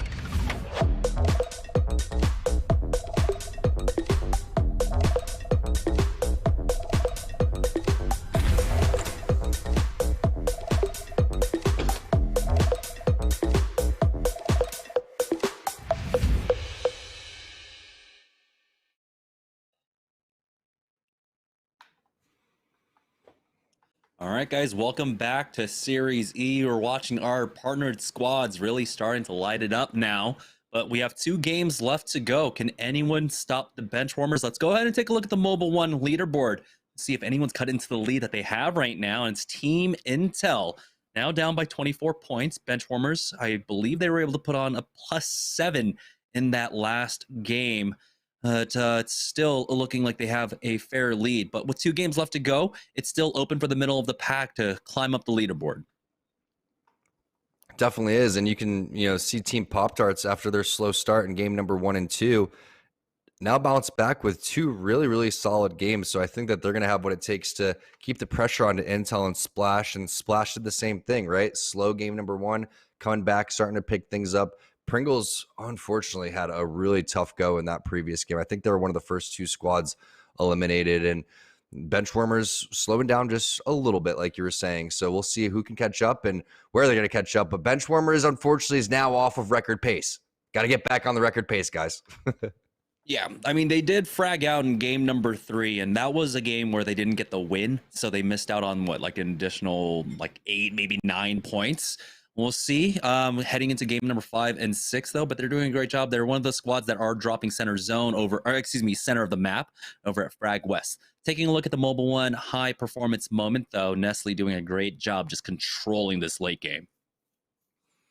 And again, we saw the amount of pressure that Malice was adding just to get to this point. He was running around the bottom, taking some kind of scary angles where it was like, is he going to end up getting picked off? But he was completely aware because Turns was locking things down in the back the entire time. Gibby was there with the support when they needed to actually drop down. So many different things that they did correct in this game, and it really started to pay off for him. So I love the way, again, that Malice really plays. He's one of the keys to this team in terms of opening things up, and it's just so important. And you're seeing that with, Lion on Team Pop-Tarts, Madness over there on the Benchwarmers. You have to be able to have that entry frag. When you look at a team like Team Razor, it's a little bit different. It's like they're all kind of there. They're all kind of entry fragging at the same time. And you have a very aggressive Gibraltar in the way that Zeratricky plays. But this was a tough zone for a lot of these teams. And whoever gets this high ground is going to feel really good about the situation. And the way that Splash was even able to get to this area to begin with could have been the moment in itself. Yeah, and so this does propel them very far up into the leaderboards. As we are getting our game number 5 set up. Just imagine, how much more aggressive Malice Mamba could have played if he had more ammo there. I believe they were all basically running light guns and they had less than 100 ammo, I think, each. And so they could have gotten a lot more kill points, but they did a great job of staying active, picking up the kill points where they could, really slowing down Team Intel, who is definitely a team that you need to keep an eye on, making sure that they were down to just a solo at the end of this one. Really did improve their chances immensely to get the win overall, and they just did such a great job of just controlling this high tier I see a lot of teams can struggle holding this position in particular, but man, Malice Mamba staying active this entire time. Just the way he was zipping around, jumping down to the low, going back on up real fast. He did an amazing job of just controlling this entire late game. Yeah, it looks like he was stemming all over the place, but realistically, he wasn't even using that ability from Octane. He's just running around like a madman, just head on a swivel, checking all these different angles, great tracking throughout all of that. And I can't imagine what would have happened if he would have had a couple of more grenades, right? Maybe go into the arena mode and purchase some, or hire a Loba on your team to get a black market. And this would have been absolutely insane when they were all just crouched, all 3 players down below. It could have had an insane turn of events there. But I like how one player was always anchoring on this team. And when you're talking about it is difficult to lock down, it's difficult to lock down because people are looking for their opportunities for you to drop. And if that happens, they may bounce pad over there and take it, similar to what Splash was able to do onto benchwarmers to begin with. So again, that's all about just a lot of experience and a lot of teamwork and communication that comes through. If you go with just one player, Malice could have easily been taken out. If you lose one player, you're not going to win that end 3v3. So a really heads up play and a great job even getting to this point from Nestle Splash. And it's good to see them playing well on the open day and putting things together on the open day, because they're a team that I really feel like can push into that top 4. They're getting better and better each week. And I love the power rankings that Yeso puts together, because those are really interesting. The graphics really cool. And it's also great to see how they've been doing week to week. Right now, we do have Rice Krispie Treats in 20th place. I want to see them get out of 20th place. They saw Lightstar Joe with that great longbow knock. We saw what they were doing in terms of getting into the building. Their composition, they are playing the only horizon, so maybe they just need to switch things up in terms of their composition or something. But one thing's for sure, we see the potential from them. They just need to go that extra notch. They need to turn up just a little bit further and put those speed boosters on for these fights. Here we go, heading into game number 5, joining on a board with Nestle Splash, who are going to be dropping into Thermal Station. Doesn't seem like they're contested, and so there's going to be free loot for them. It takes a while to loot up Thermal, but you definitely walk away with some great loot. G2 can attest to that. Already getting an R301 with the purple mag off the rip. Yeah, I'll take that 10 times out of 10 for that initial drop. And he's going to drop down the L-Star for his teammates if anyone wants to go and grab that one. And you're going to see a lot of different variety in terms of how you can loot this one. Sometimes you go directly in the middle. Most of the time, you're going to find one player go in the very back, one player go in the middle, and then another player land very shallow and then start to make their way in. They elected to go from the very back to the front. So there's different styles each way. Malice is definitely going to get the, in my opinion, best part of the loot here for his team. We'll see if they can get some armor upgrades though. Like you were saying, G2 loves the spot. Doesn't seem like any crazy 50-50s are happening at the moment. Pringles is most likely the only team that we know of that was looking for early fights, and we know that there was actually 2 teams that were landing near them. So those are the teams really to only keep tabs on right now as we watch Splash loot up. Yeah. Let's see what he gets off the gold. Ooh, gold mag for himself, along with that purple stabilizer for Team Pringles. Find themselves in a fight, hitting for the double blues with that Syracuse. And he has the ultimate as well. He wants to advance, throw it up a little bit further. It seems that team is just going to go ahead and jump pad out. But Presley is not going to give up on the chase quite yet, as didn't grief that as they were leaving. And so that's going to allow him to close the distance now. Has to be a bit careful, as he's trying to use that passer to figure out where they went, and they're going to be inside the gondola building. Here they go, Team Pringles pushing up as a full 3 up against this squad. Yeah, I like that point. If they would have got rid of that bounce pad, they could have actually got out of dodge, and now things are a little bit differently as Pringles is looking to get inside of this door, and Phony still's got his bubble too, so they're feeling extremely confident about getting in just to this point. When he does eat some damage over towards the side, but now they own the high ground from this team. So it's just a matter of watching your entrances, seeing which way these players are going to come from. Fury is giving them a lot of respect by even checking the window and anticipating that. A couple grenades come through. He's going to dodge those. Nice PK back and forth, strafing and jiggling throughout all of that. But there's a flank over towards the side. All 3 players were watching the same spot, and that's when they came through with the flank. Unfortunate there for Team Pringles, but man, it's pretty rare to watch Pringles lose a fight like that. Yeah, how does that happen? Oh man, you even saw, I don't know who it was exactly. Someone went down to that final 10 damage of the Syracuse as well, the focus of attention. Oh no. And now Phony's gonna be the only one alive. We'll see how long this team sticks around, if he can pick up those banners. But here's Team Razor now, as Baby Tuli's trying to fight top down. Hakulo gets the first knock. He falls himself, but it's enough for Hakulo to get the double knocks. He pushes forward here to cover his teammates. Gotta be careful. Looks like the third party's already coming in. Team Razor. Oh man, Hakulo is the only one alive for them, but luckily he is going to be on this Octane, so he can try to create some distance here. But very unfortunate for Team Razor, as a very fast third party came in. Well, really, they won that fight pretty cleanly. Baby Tuli gets knocked, and if Baby Tuli, if he stays alive, you almost wonder if Razor gets full squad wiped by the third party that comes in, and if it's almost better that Hakulo gets out in this type of instance. I'm not quite sure if they were going to be able to fend off that second team coming through, because there wasn't just enough time to get those armor swaps, and he took so much health damage. But I was just complimenting, well, I was going to compliment how they approached that fight, right? It was a staggered approach in terms of where they came, but they all came at the same time in all different areas. It was just, I think, Baby Tuli potentially losing out on a 1v1 over towards the side, maybe get double teamed from behind. Not quite sure exactly what happened. But here's Team Chiza, again, back with that same composition that we're looking at before. And what do you know? They find themselves in another great spot here in the middle of the map with a scan. With the scan, with the caustic as well. So locking down this building becomes that much easier, and slowly they're bullying this team out of this position. And so they will be able to get this one for free. All it took was some caustic barrels.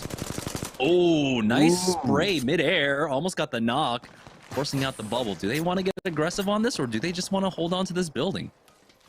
Yeah, it looks like they're going to hold on to the building. I think this is the right decision. And if there is any legend that's going to be able to hold this building down, it's going to be Caustic, with the amount of different entrances that there are going to be. Pop-Tarts a little bit on the ropes over here as they're going through the mine pass, and it sounds like they are being hunted down over towards the side. Z Davis, what's he want to do? He looks like he has defensive bombardment in hand if he wants to go and use that one.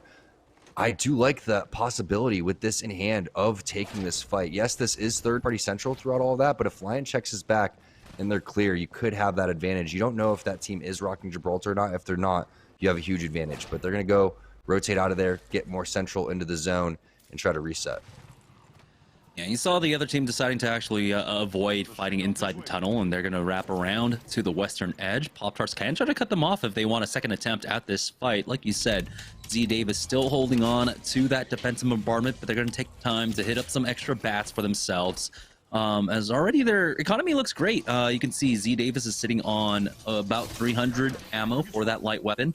So all they need really is just heals to get into the late game at this point. But now as they make their way on over towards Countdown, they see a lot of fighting taking place there.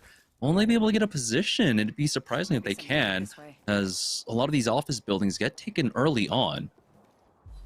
Ooh, there's a nice little bounce pad there. Don't go by yourself, though. Wait for everybody. This is a good opportunity. You know the defensive bombardment was used. It's risky, but you cannot stay out here in the open, right? So it's now or never. And if you're going to take this fight, you got to do it and test it out and see where the waters lie.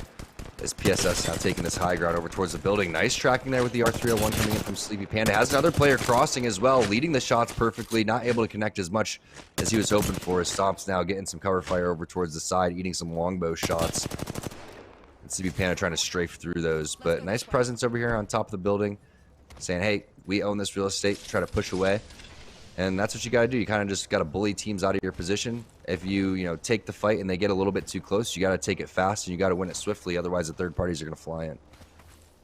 Yeah, it's surprising to find this action here on the northeast side of the map. We see the ring, of course, going toward the west more, over towards Countdown. But PSS will have time to work with. That was just the first zone, so they have about another 2.5 minutes to try and hunt down the squad. Sleepy Panda trying to creep up. He needs Dank to get the information for him. He needs to use that passive to figure out where these players are currently. But it's kind of a scary situation, as it seems he might be a little bit by himself. Benchwarmers have a position right outside of Countdown, playing inside the card. This is a common ending for this one right now. They've got pings down onto the sniper tower as well. There might be a team up there, or that's a position that they might want to play for. Maybe that might be the final zone. It's going to be an interesting zone. Not quite sure what ending this is going to be. Now we get the nice scan coming through. So this is, it's big because you can see the positioning, but look at the surrounding areas. Anyone that comes out of that tunnel is going to be a nuisance. Fortunately, there's no one really coming out of that epicenter side for quite some time. Going to make the rotation from Fragment. All those chokes are going to be owned. And it's going to be up to bench warmers to hold that position as long as possible as PSS laying down some shots. Stomps with the Rampage Gold Mag, trying to put down some serious damage. But they have a trek over here. There's a lot of real estate that they're going to have to cross. There's team intel in the area as well, just to the south a little bit, not too far away. They're running the Valkyrie, of course. So if they see the fight taking place and they see a lot of trades, they can just Valkyrie in. But it looks like PSS realized the time constraints that they're under right now, so they just back away off of this one, and they'll try and rotate in. We'll see. Maybe rotate through the Skyhook side and then come in. But I also remember seeing some teams actually fighting over there. So they'll have a lot to deal with on their way on in. For now, though, they're picking up some decent loot, some additional loot throughout all of this. So I'm surprised that there's all this on the ground for now. But PSS already looking great for the end game. You see the double purples along with the blue onto Dank. And he has plenty of ammo in that Rampage as well. On board with Chi-Town, who are playing that landslide tunnel that we saw Pop-Tarts in just beforehand. Intel find themselves in a fight, or at least long-range snipe onto Phony. Let's see if they can punish this one. The bubble has been used, and with this distance, that means the res probably already going through, as Verholz, his Q is back on cooldown now. He will have it available now as they're trying to hunt. No, the res never came out for Phony. Unlucky. Intel's a really scrappy team too, so they're going to go and play this edge, but they're going to be one of those teams that just kind of weasel their way through a tough situation. Benchwarmer's in a tough spot over here. Young Pop-Tart gets a knock. It's going to be answered with Madness's knock as well, but now it's a 2-on-1 situation. Rambo and Knock trying to stay alive throughout all this. Rambo gets knocked. There's the full heal coming in. And no bubble for 20 seconds. This is a tough spot to be in. He knows the res is happening. He's going to take that opportunity to try to push around the side. But how can you take down 3 players that are looking at you all at once, plus the third parties happening on the hill? Remember, we're talking about the choke eventually going to happen over towards that fragment side. Well, it's starting to take place, and Benchwarmers felt the wrath of everybody kind of collapsing at the same time. Huge opportunity for the rest of the lobby as well, but PSS now currently getting gate capped. There's a team playing the choke point as Stomps took a lot of damage. The defensive bombardment has been used, but as that bubble goes down, the Eva 8 shots connect onto the big boy. Q out as Dank narrowly misses out on critical damage, but Z Proficiency is there to finish him off. It is traded 1-for-1, bringing this down to a 2v2, but PSS have no more armor to play off of. Sleepy Panda takes out Z Proficiency, left in a 1v1, but there's a purple on the other side.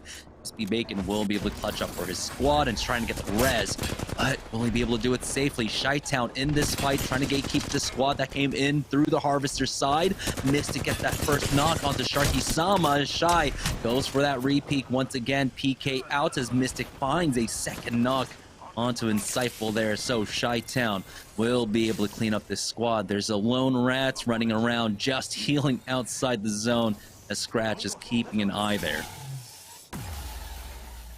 Wonder who that is ratting over there.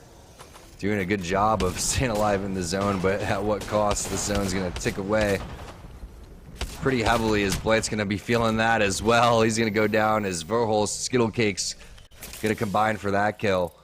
And now Sniper Meta down to a 2 versus 3, potentially going up against Intel. Jump pad is there. Is that going to be a defensive or offensive jump pad? It remains to be seen. Cheez-It, unfortunately, will have to make their move eventually. Right now, they're trying to hold off a team of 3. As you can see, the player outlines around the corner. They're trying to make their way over towards where that caustic barrel is. May need a couple more, like that second one. But that barrel over towards the left is easily shot. So it looks like they're going to elect to go around the corner and ditch out on that spot. And Golden's going to, a little deja vu. People on that bridge. We're inside the building. Looks like we're safe for now. And Caustic remains to be strong in terms of holding players off.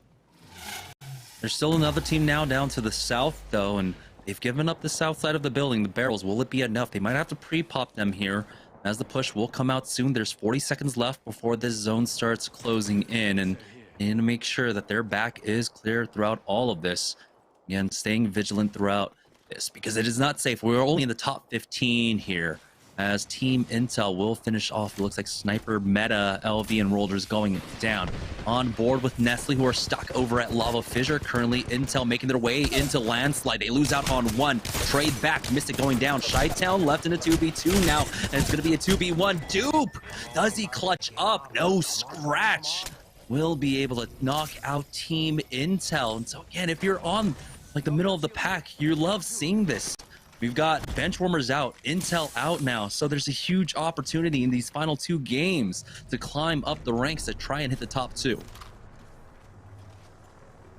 And that's a great team fight win, but was it a little bit too late with the zone starting to move now? A splash now starting to gatekeep over here. You can see the zone is closing in. They're trying to close in with it.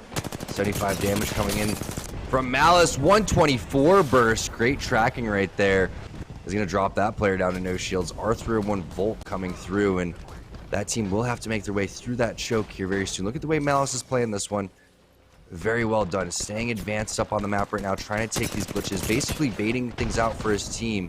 And now he's going to fall back, and while that happens, he needs to stay alive. Unfortunately, it was a little bit too late. Nano plays this very, very passively and patiently, and it looks like it is going to work out. Nice nade from Turns inside the bubble, trying to play little dipsy doodle out here. It is going to connect, but I don't think Gibby's going to be able to win this one. Does get 1 knock. That's going to be 2. The third player, though, is full shield. That's going to be Vatro. He's even got the smoke up there to try to eliminate it. And, you know, that play really would have worked out for Malice. Unfortunately, once he turns his back and runs away, all 3 players are going to look at him. If he would have just stayed there and continued to add the pressure, I felt like things could have worked out just a little bit more. Unfortunately, we have the player outlines and he doesn't. So Applejack's now trying to stay alive. Oh my goodness. Kubsky taking the portal, getting on over towards the high ground. I'm not quite sure how this works out. It looks like they portaled down to take a fight and it just went miserably. Now, if they can't recover the banner, they do have time to go for the rest, but they need to do it now with a minute left to go before the zone starts closing. But see how long Chi-Town stick around for, or do they favor trying to find a spot inside the zone?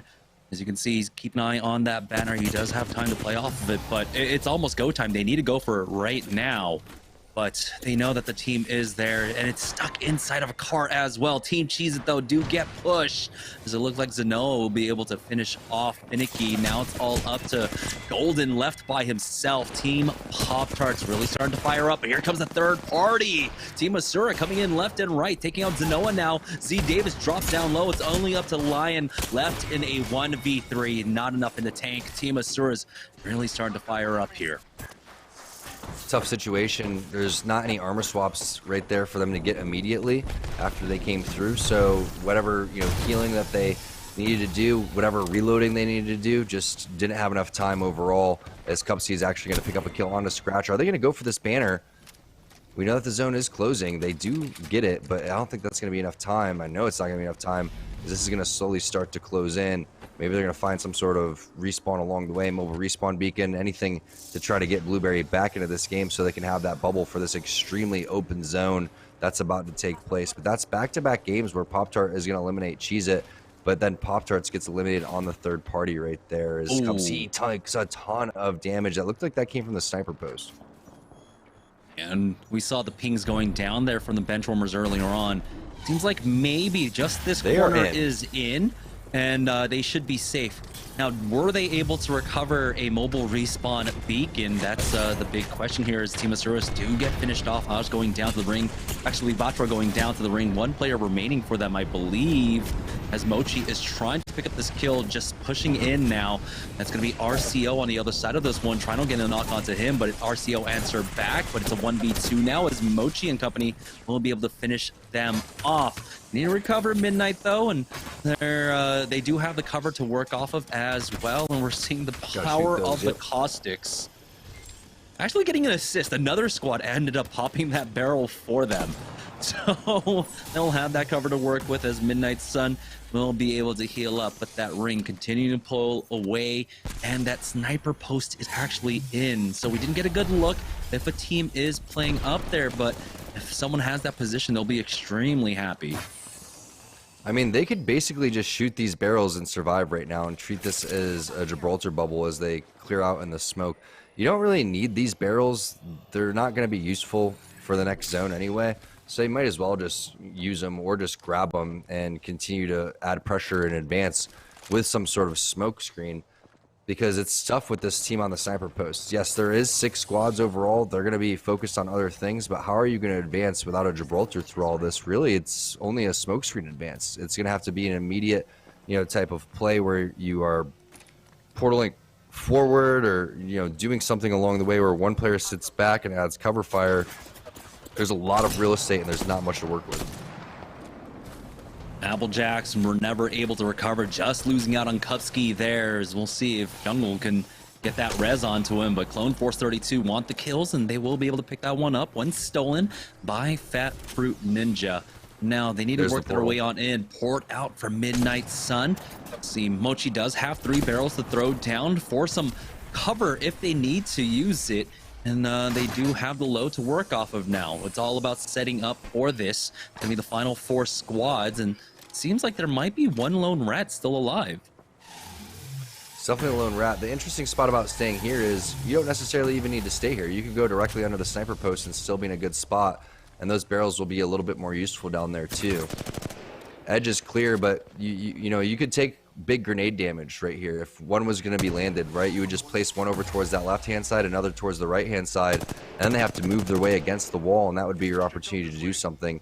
At this point, how long has FKP been up at the sniper post? How much resources do they necessarily have? Already running low on light ammo, and that's one of the tough spots about holding this position is you got to be careful for that end game, right? This is going to close in 30 seconds, plus it's going to take 1:30 to close. 60 shots really just isn't going to be enough in that R301, so Proficiency has to be very careful about his decisions. Oh, Mochi. They'll have jump pad. They'll have jump pad in time, and it looks like Mochi is that rat as Fat Fruit Ninja gets a knock and picked up 2. And Mochi picks up 1 throughout all that, and so now we're down to the top 3 squads. Mochi doing a great job, and that rat. Zone will close in about 5 more seconds. Mochi trying to find more. No, it's going to be Hakulo going down as that rat. Never mind. Excuse me. Here's FKP, though, on the high ground. Crispy Bacon. He's got the charged up Rampage.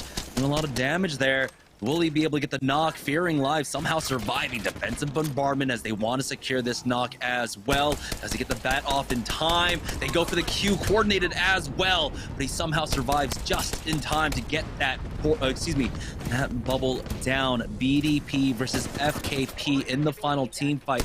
You have priority on this. The jump pad will be used as well for Z Proficiency to allow them to get in. Bubble down from that defensive bombardment to keep his teammates safe as Crispy Bacon is just holding the high ground. This finally forced down, but he takes no damage throughout all of that. Rejoins his squad. Will go ahead and pop off that bat. Get back into place as now they push forward for this final 3v3. Big damage out, but it's going to be BDP to get the first knock answered back. It's down to a 2v2 here as BDP have a slight HP advantage. Beautiful spray out from Dresback as he wants to finish this one off with that R301, and it will be BDP to take game number 5 of the evening. Crispy Bacon was doing whatever he could throughout all of that. I mean, hitting defensive bombardments. Maybe the defensive bombardment could have been a little bit different because he throws it on a Gibraltar who ends up bubbling. And if that's the case, maybe throw it on the other teammates who don't have the bubble and then force the Gibraltar out over towards the back is what I was thinking. But the Rampage shots were there. It was just a counter defensive bombardment that came in a little bit late, forced the bubble over towards the other side, and then allowed them to heal and reset the fight. So all that damage that Crispy Bacon ended up doing ended up getting thrown out the window. That was a great job.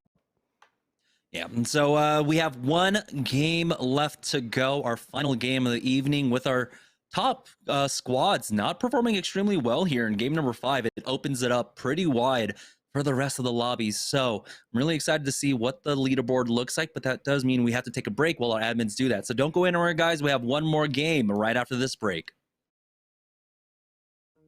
This is the line Pop-Tart. My ideal Pop-Tart would be a Nutella-filled Pop-Tart or like a hazelnut variation-filled Pop-Tart. I think it would go amazing because the pastry crust of the Pop-Tart and the hazelnut spread would just go ideal together. Perfect breakfast combination. If you guys are looking to get your favorite Pop-Tart flavor or my personal favorite, Hot Fudge Sundae, head over to walmart.com/esportsarena to get whatever products you need. My name is Lion, and I play Apex Legends for Team Pop-Tarts, and you're watching Pop-Tarts Week. Stack Pringles flavors. Make new ones. How much do you think Pringles paid these people? Hardly anything. Hey, you guys want to stack different Pringles flavors to create new flavor combos? Here, I'll go first. Pizza, barbecue, and jalapeno. The spicy barbecue pizza stack. Get him! Grandpa, what's going on? Pringles. We're trapped in a Pringles commercial. Stack Pringles flavors. Make new ones. How much do you think Pringles paid these people? Hardly anything. Hey, you guys want to stack different Pringles flavors to create new flavor combos? Here, I'll go first. Pizza, barbecue, and jalapeno. The spicy barbecue pizza stack. Get him! Grandpa, what's going on? Pringles. We're trapped in a Pringles commercial. They must have taken us in our sleep. How can we get out? We can't, Summer. They warned me this would happen and I didn't listen. Stack Pringles, make endless new flavors. Stacking Pringles to make new flavors. Make endless new flavors. Barbecue, wavy, and sour cream and onion equals a 3-layer dip stack.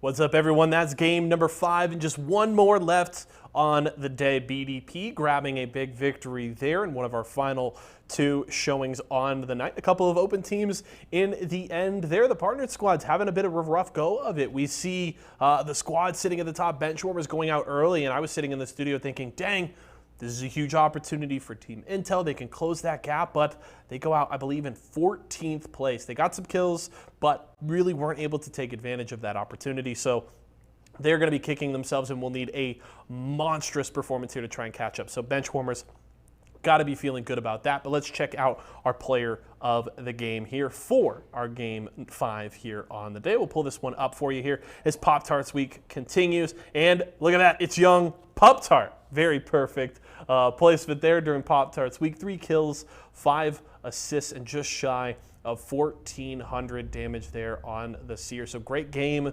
from Pop-Tart. The BDP squad grabs a win here. Not sure how that's going to shake up the standings, but very curious to see if maybe they jump into the conversation for second place. Obviously, Intel was sitting there through 4 games and are going to be looking to, at the very least, hold on to that spot here. We may get, in fact, our first open squad winning an open night this season. We've had 4 open night performances so far, and they've been dominated by Team Razor and Team Intel, but we might finally see a new team at the top of the standings. Do want to remind you guys, if you want to get any Esports Arena merch, I'm rocking the Pop-Tarts jersey here. I even got my very comfortable Champion brand Esports Arena joggers wearing right now. If you want to get some of those yourself, you can head over to shop.esportsarena.com right now. And if you use promo code Pop-Tarts15 this week, you can get 15% off your order. So shop.esportsarena.com, use promo code Pop-Tarts15. We're going to a quick break. When we come back, it's our final game of the night here as Pop-Tarts week continues. This is the Z Davis Pop-Tart. It's a normal Pop-Tart with a normal frosted coating with cheesecake filling in the middle. I just feel like cheesecake is going to be a perfect breakfast item. I love the sweet Pop-Tarts flavors, and I feel like cheesecake would be a really good filling inside of a Pop-Tart. If you're ever looking for any Pop-Tarts or new gaming gear, head over to walmart.com/esportsarena to find all that you need. My name is Z Davis. I play Apex Legends for Team Pop-Tarts, and you're watching Team Pop-Tarts Week. Fruit, refreshingly sweet, but without sugar, 0 calorie treat. They're all our top fresh flavored splash. It's fruit freshin'. Cheez-It snapped. How's it taste? It's so thin, crispy, and cheesy. And I just want to keep eating it. And eating it. They love them. Snapped so good we may run out of cheese.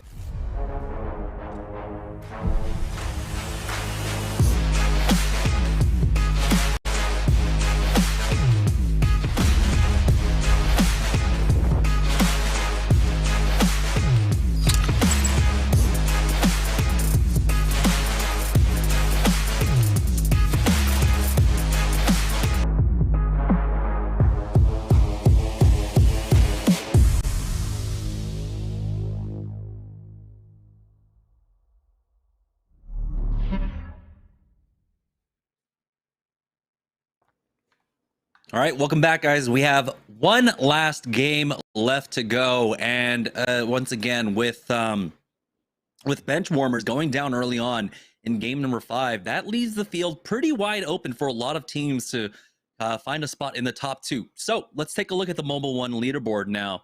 See exactly where we stand before we head into the final game of the evening. Bench warmers, now their lead has been cut down. Team Intel are 19 points out from the top place, but take a look at the spread there just underneath Team Intel. We have a lot of teams scrambling for a top 2, maybe even a top finish. Can't wait to see what happens here if Team Intel could potentially take benchwarmers down after 2 slow games in game number 4 and game number 5. They had 60 points after the first 3 games, obviously only 7 since halftime. I'm thinking that benchwarmers is not going to have another poor game here, so Intel is going to have to go absolutely nutty. This is, that point in Series E, game number 6, where all the math really starts to come into play.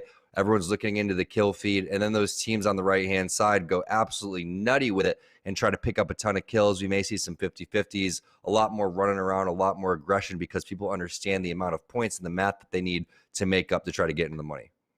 Yeah, a win here in game number 6 from really any of our squads from 3rd, even down to 12th place. If Team Intel have a bad game number 6, they could snipe away that 2nd place spot at the very least. We'll see if benchwarmers can hold on to that 1st place position. Let's take a look at the Mobile One high performance moment of game number 5, though, before we go into the final game of the evening. And it's going to be the top drop down coming in from FKP, which was a little bit of a risky play, but Proficiency played this one correctly. They go and get the finish. They go and get the res throughout all of that. Fortunately, Fat Fruit Ninja didn't get thirsted, which could have been devastating. And then Crispy Bacon, while he was up top here, he just lands down so much damage. You really think that, yes, those shots could have connected and things would have been completely differently, but I still think he was doing a phenomenal job. And this is that moment, Jamerson, where I'm thinking shallow here. Instead of going far, I'm thinking shallow, split him off from the other side, and then you're going to be in a much better position because look at all of a sudden the Gibby comes down. There goes the bubble, a couple of missed shots, not enough focus over there. Once that bubble goes down, that's a great opportunity to even send it on the 2 players over towards the ground, but they let them full heal on the BDP side. You can see damage, healing over towards the side, defensive bombardment coming through. All of these split-second decisions all start to add up and just allow BDP to get back into the game. So it was just a beautiful anchor, though, coming out from Crispy Bacon on that high ground sniper post. We knew once we saw these circles that sniper post was going to be a very important position. Beautiful setup as BDP do trade away. This was a scrappy fight coming down, I believe, to the final 1v1 here. But it's going to be Dresbacks. He just has the HP advantage to finish it off.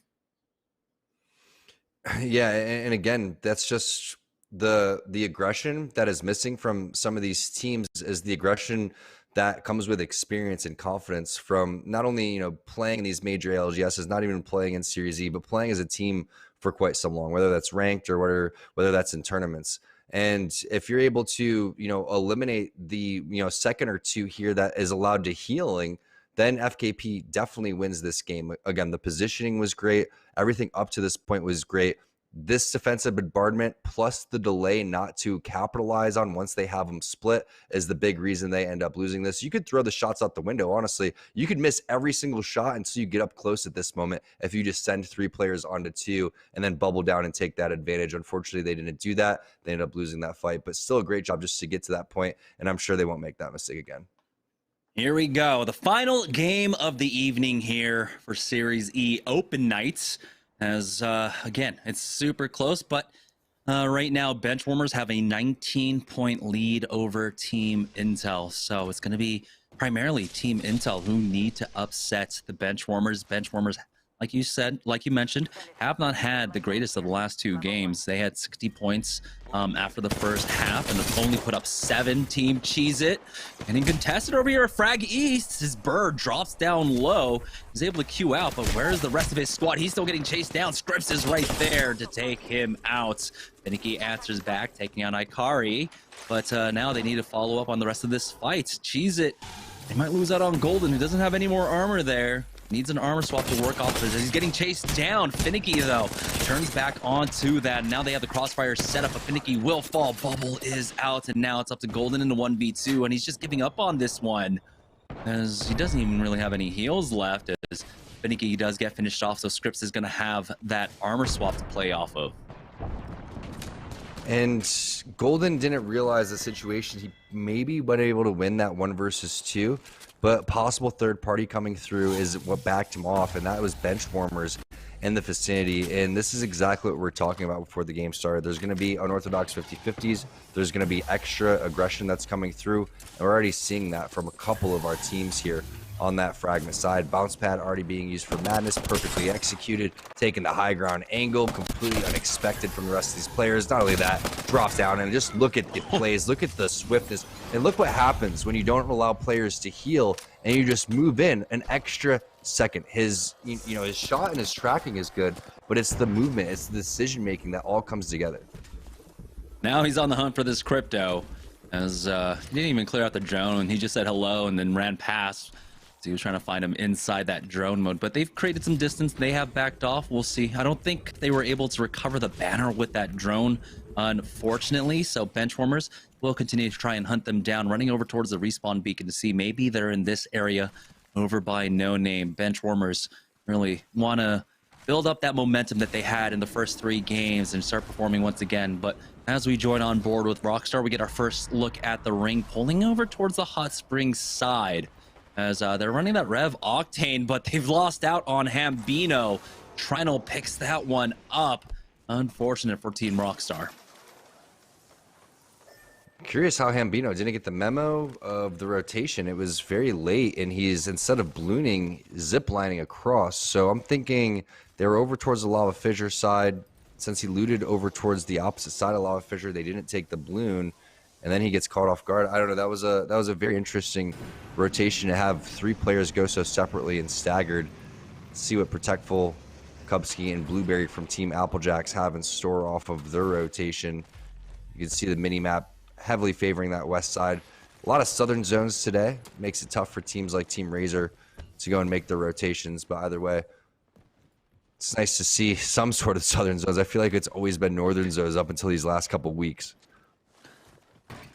They're just going to hug the south side here of Lava Siphon for now as they rotate in. I mean, they already look pretty decent for the late game. They've got the triple purples, but it's the Razor, we always know here on the open nights, when they get trials, they'll have a double golds, and now they're trying to punish off that opening damage here as Baby Thule and Hakulo are going to lead front lines as they get turned around on. Hakulo almost goes down. That was going to be Drezax picking that one up. Bubble has been used from the squad as well, and that was what BDP that got the win in the last game, but now they're being punished. They are, and they're on the hunt on the opposite side for Team Razor. Thule was looking all over the place, but that was kind of a bait bubble. Watch my back bubble as I run away and escape. No reason to go for that banner there, as Team Razor is, you know, pretty close to the zone. They're going to continue to camp this area, wait for more kill points to come their way, and a lot of times, too, when shots get fired, other teams are kind of looking to third party, and you could see someone posturing around the corner on the outskirts of Skyhook once they decide they want to leave. I'm not quite sure if that's a full team or not, or if that's just someone looking to recover the banner. But either way, you always have to be aware of other potential teams after a fight, and that's why Razor's just continuing to scout things out. And Rockstar never able to recover Hambino's banner either, and so they're going to be in a tough spot, not having that Bloodhound just be that extra presence.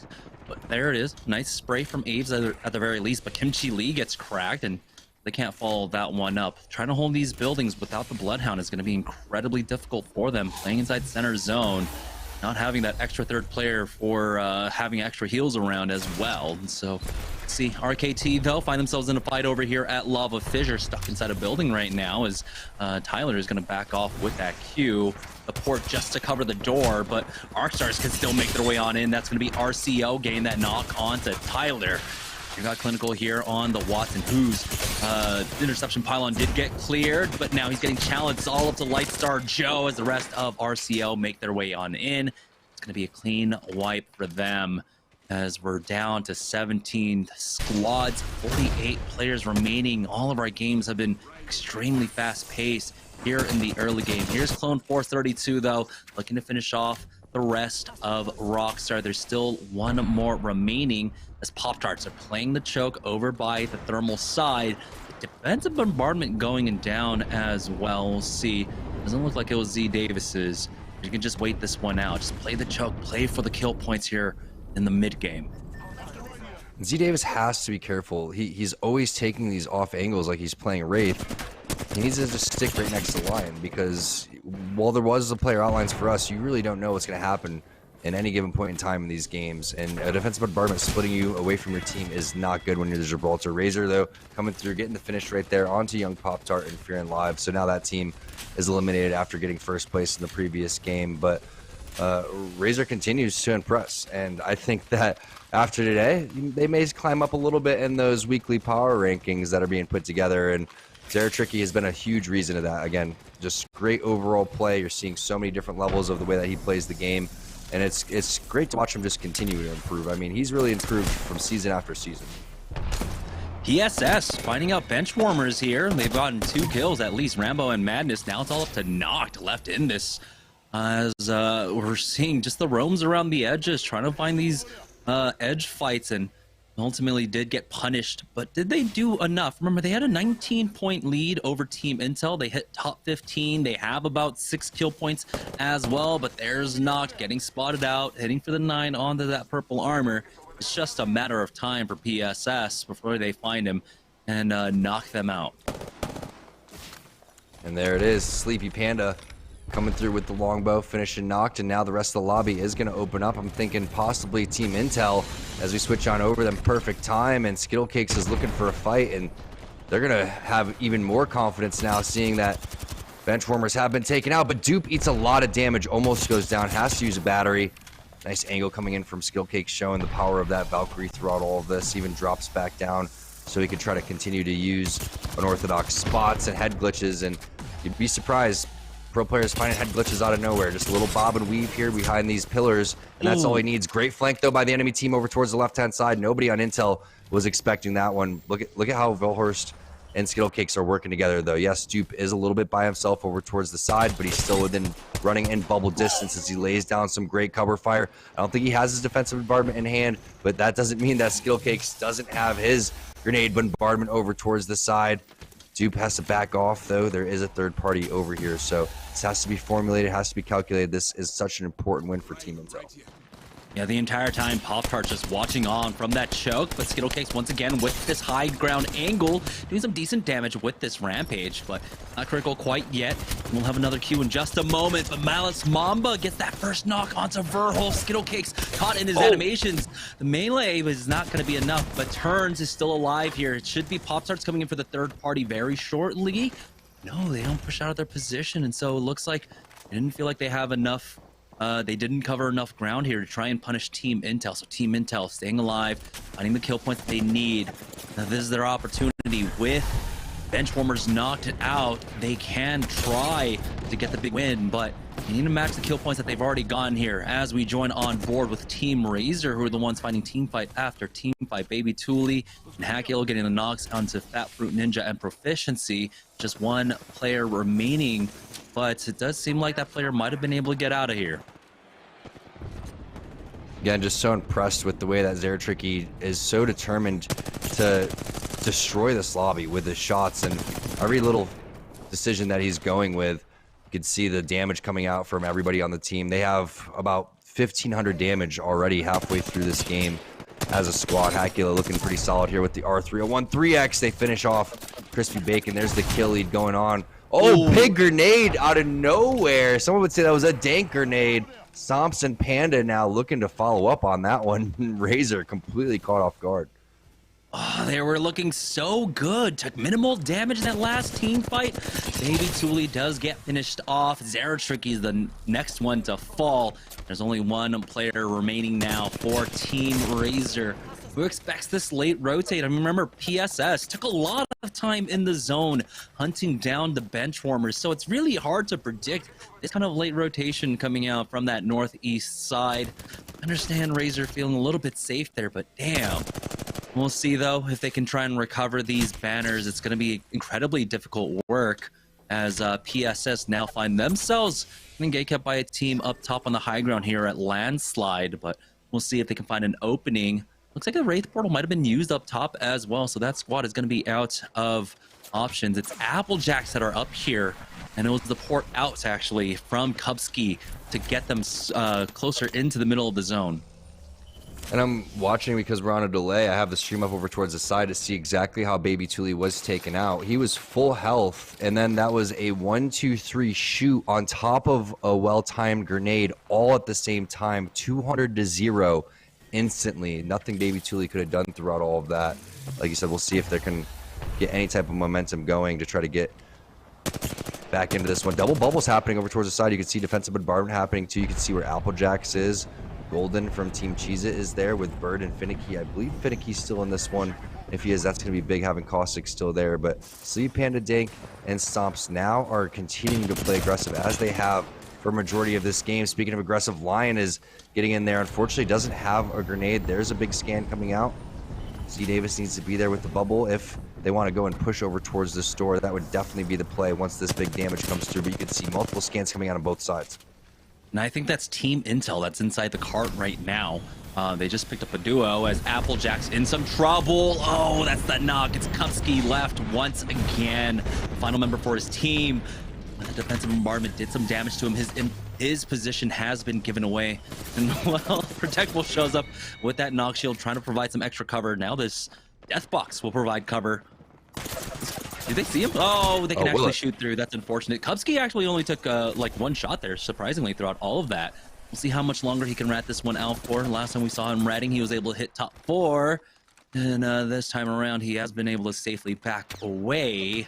But for how long? A lot of teams starting to show up here on the north side of the zone. The ring does pull a bit away from that Hot Springs Geyser area. It's pulling more towards the train tracks just to the east of it as well. Some of staging is in as we have Team Intel in a fight right now up against Clone 432. Team Intel are out. CLG have basically secured the win, barring a 30, 40 point or 35 point game from any of our middle of the pack teams. It's a big win right there as Mochi's going to hit the heels.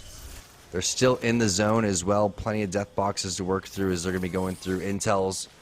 You know, bench warmers already taken down, so not quite sure who can really strike here. Maybe it's going to be Team Pop-Tarts, but they don't have a lot of kill points on the board, unfortunately, for them in this game, and that's what they're going to need. Someone who's going to have to drop maybe a 20-kill game.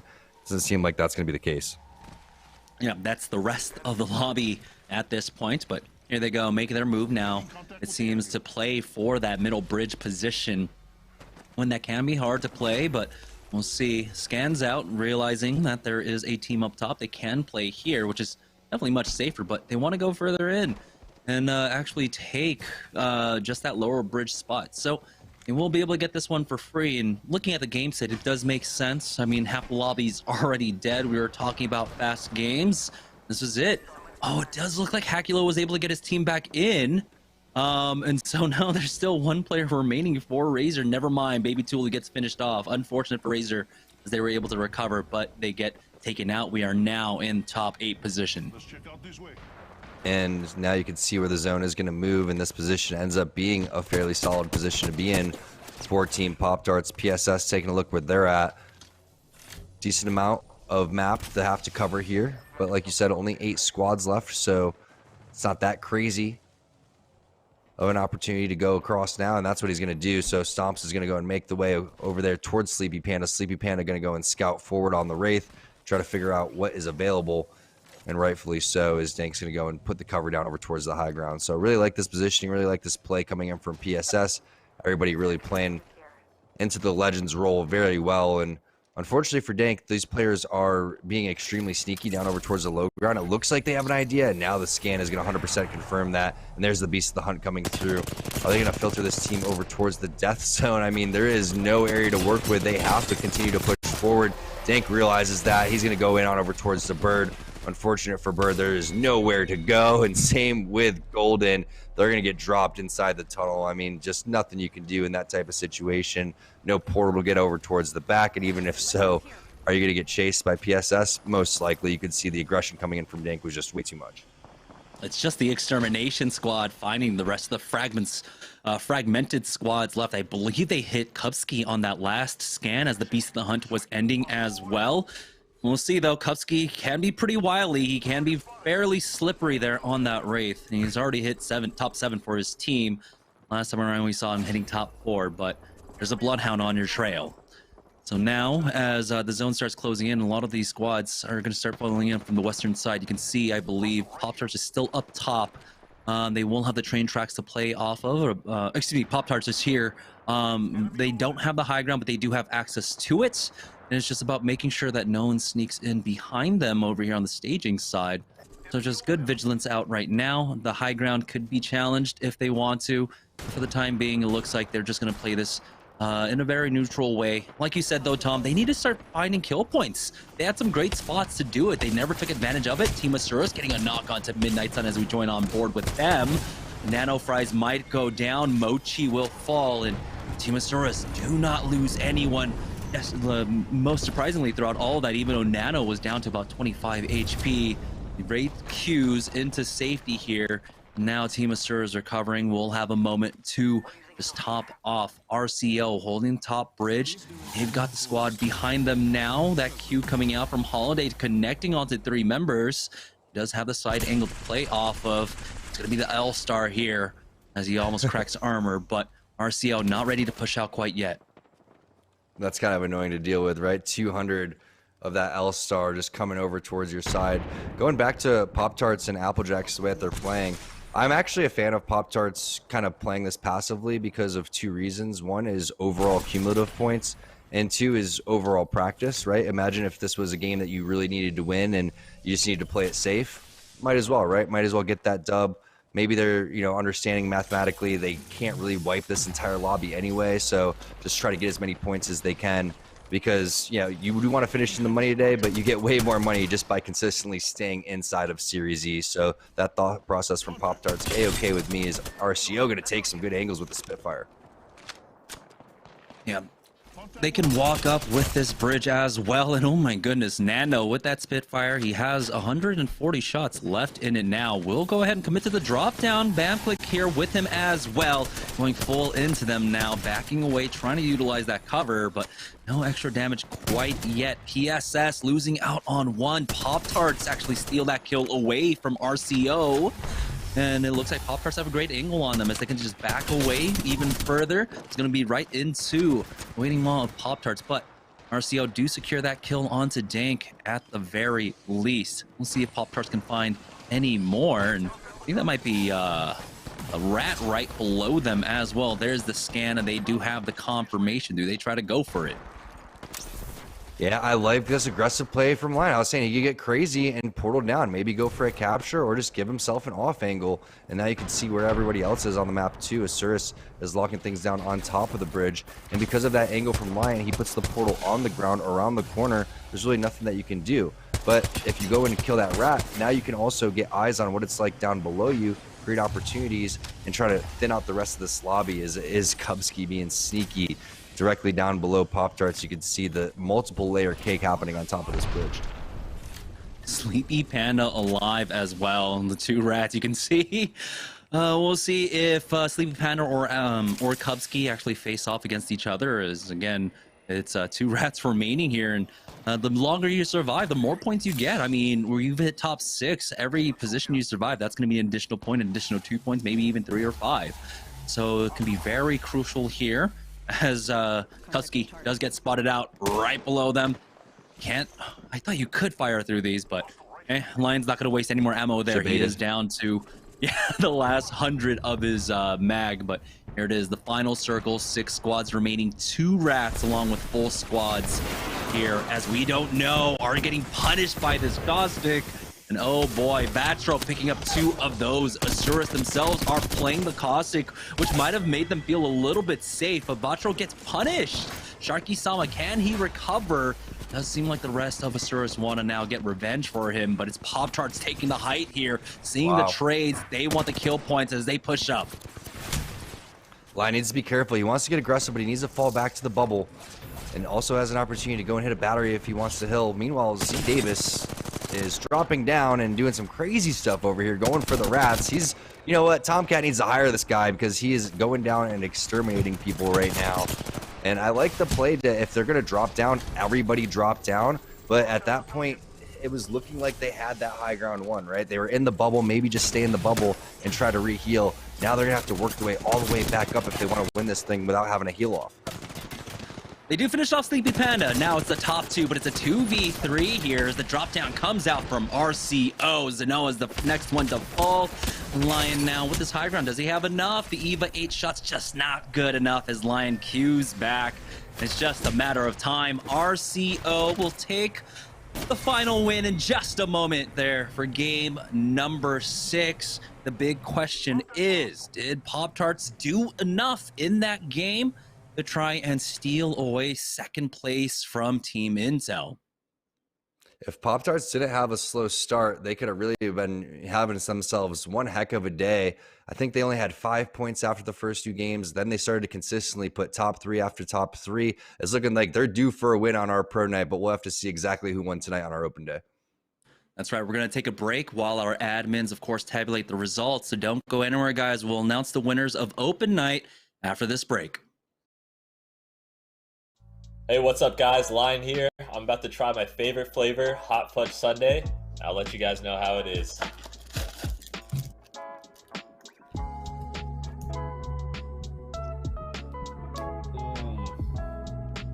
Pop-Tarts wasn't kidding when they say it's crazy good.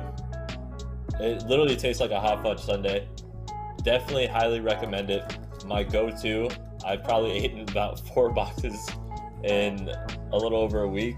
A little unhealthy, but definitely my go-to flavor, and I love it.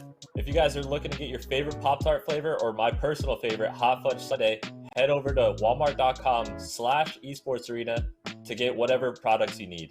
My name is Lion, and I play Apex Legends for Team Pop-Tarts, and you're watching Pop-Tarts Week.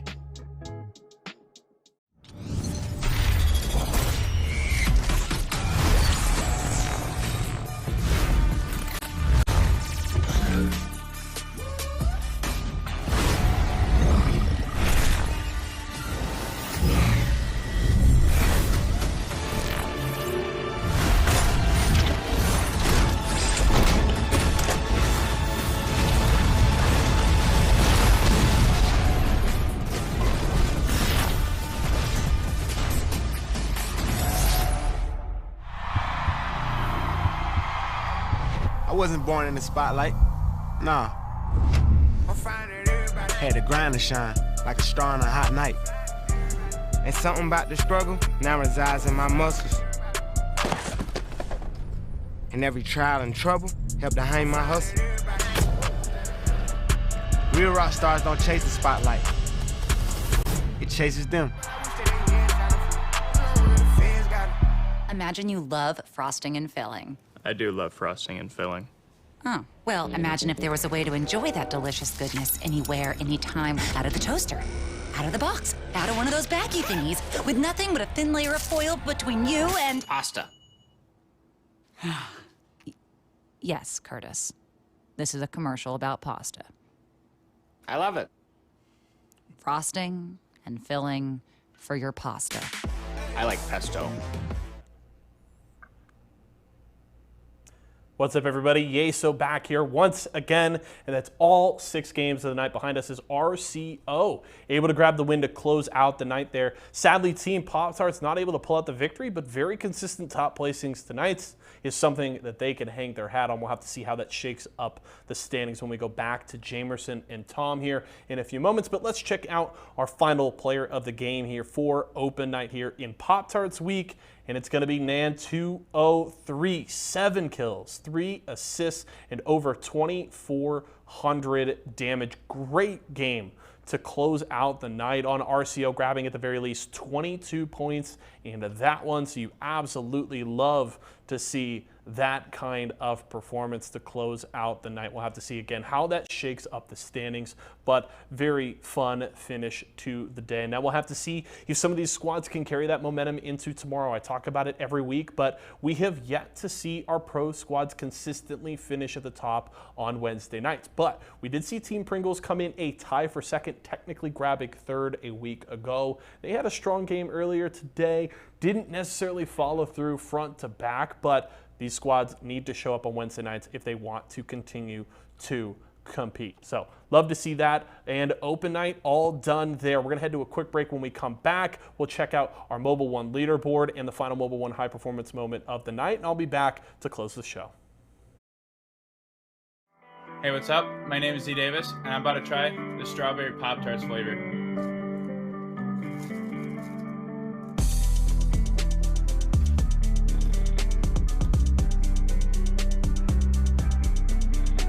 There's a reason why strawberry is the best Pop-Tart. That jam inside the middle and the frosted coating on top just makes it one of the best of all time.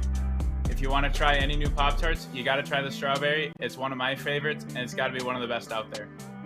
If you're ever looking for any Pop-Tarts or new gaming gear, head over to walmart.com/esportsarena to find all that you need. My name is Z Davis. I play Apex Legends for Team Pop-Tarts, and you're watching Team Pop-Tarts Week.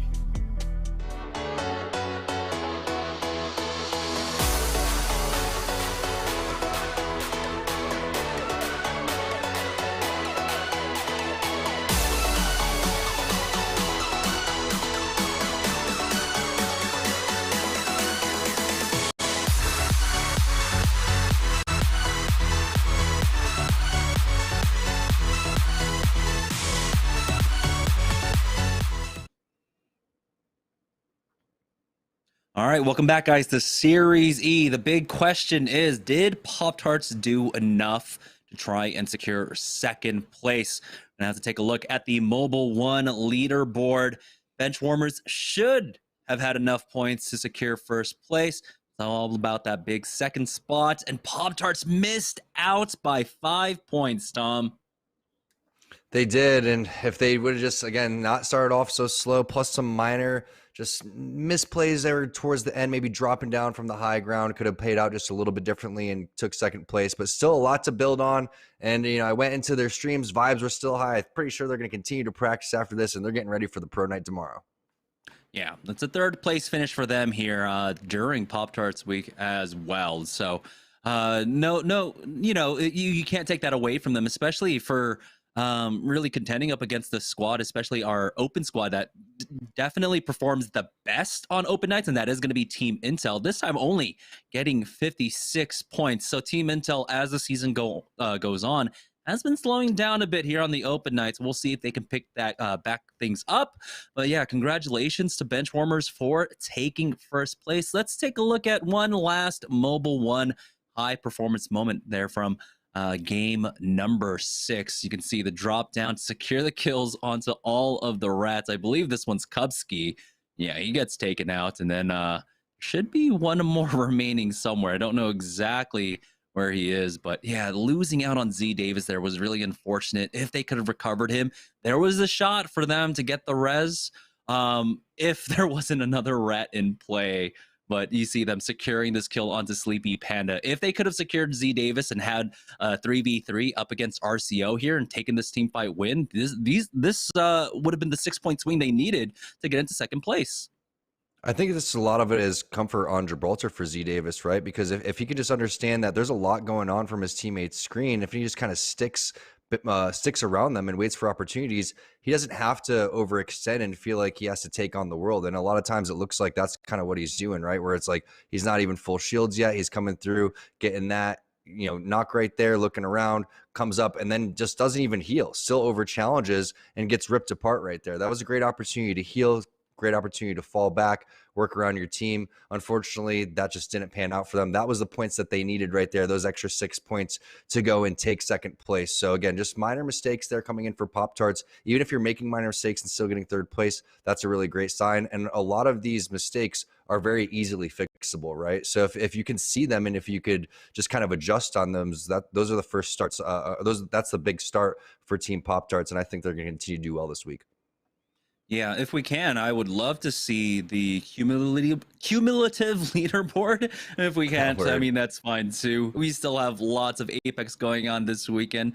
So yeah, let's go ahead and look at the cumulative leaderboard. But again, I don't think we have that actually. Oh, we don't have it. Okay, sorry. It's a little bit difficult to hear. So that's going to do it for us then. Congratulations, Benchwarmers, for taking the dub tonight. Team Intel coming in for second place. We're going to have Yeso, of course, closing out the show. We will see you guys tomorrow for Pro Night. So have a good night, and we'll see you guys tomorrow. All right, folks. Thank you, Jamerson and Tom. Pros, as always. So please make sure to give them some love in Twitch chat there. So hope you guys enjoyed the show. Ton of great games here today, and seeing the bench warmers come out on top is awesome. Great squad there, and obviously some big names that are trying to jump back into things here after some changes on the rosters that they were playing on. Meanwhile, Intel's second place, Pop-Tarts just sneaking up there into third, and they're obviously going to be kicking themselves a little bit because likely if they win one of those games that they got into late, they probably end up grabbing second, but still a good 51-point performance from them. So good on Pop-Tarts. And Pop-Tarts week isn't done, ladies and gentlemen. We have Pro Night tomorrow night. We'll be back here once again with more action at 4 p.m. Pacific time at twitch.tv/esportsarena tomorrow night. So don't miss out on that. And if you guys miss any of the action either tonight or tomorrow, you want to get caught up on everything going on in Series E and the Apex Legends scene as a whole, don't miss me on Final Circle this Friday. That'll be live once again here at twitch.tv/esportsarena at 5 p.m. Pacific time. We'll be breaking everything down that happened this week, so don't miss out on that. And for those of you, if you're watching the show and you want to get in on the fun, I mentioned at the top, anybody can come and compete on Tuesday nights. Signups are in fact live right now for next week's open night. So if you head over to matcherino.com/ESA, get in there. It fills up fast. You can sign up right now, so make sure to check that out. Pop-Tarts week continues tomorrow. That's going to be all for me, ladies and gentlemen. So for myself, the entire live broadcast crew, and everybody here at Esports Arena, thank you so much for joining us. We'll see you again tomorrow.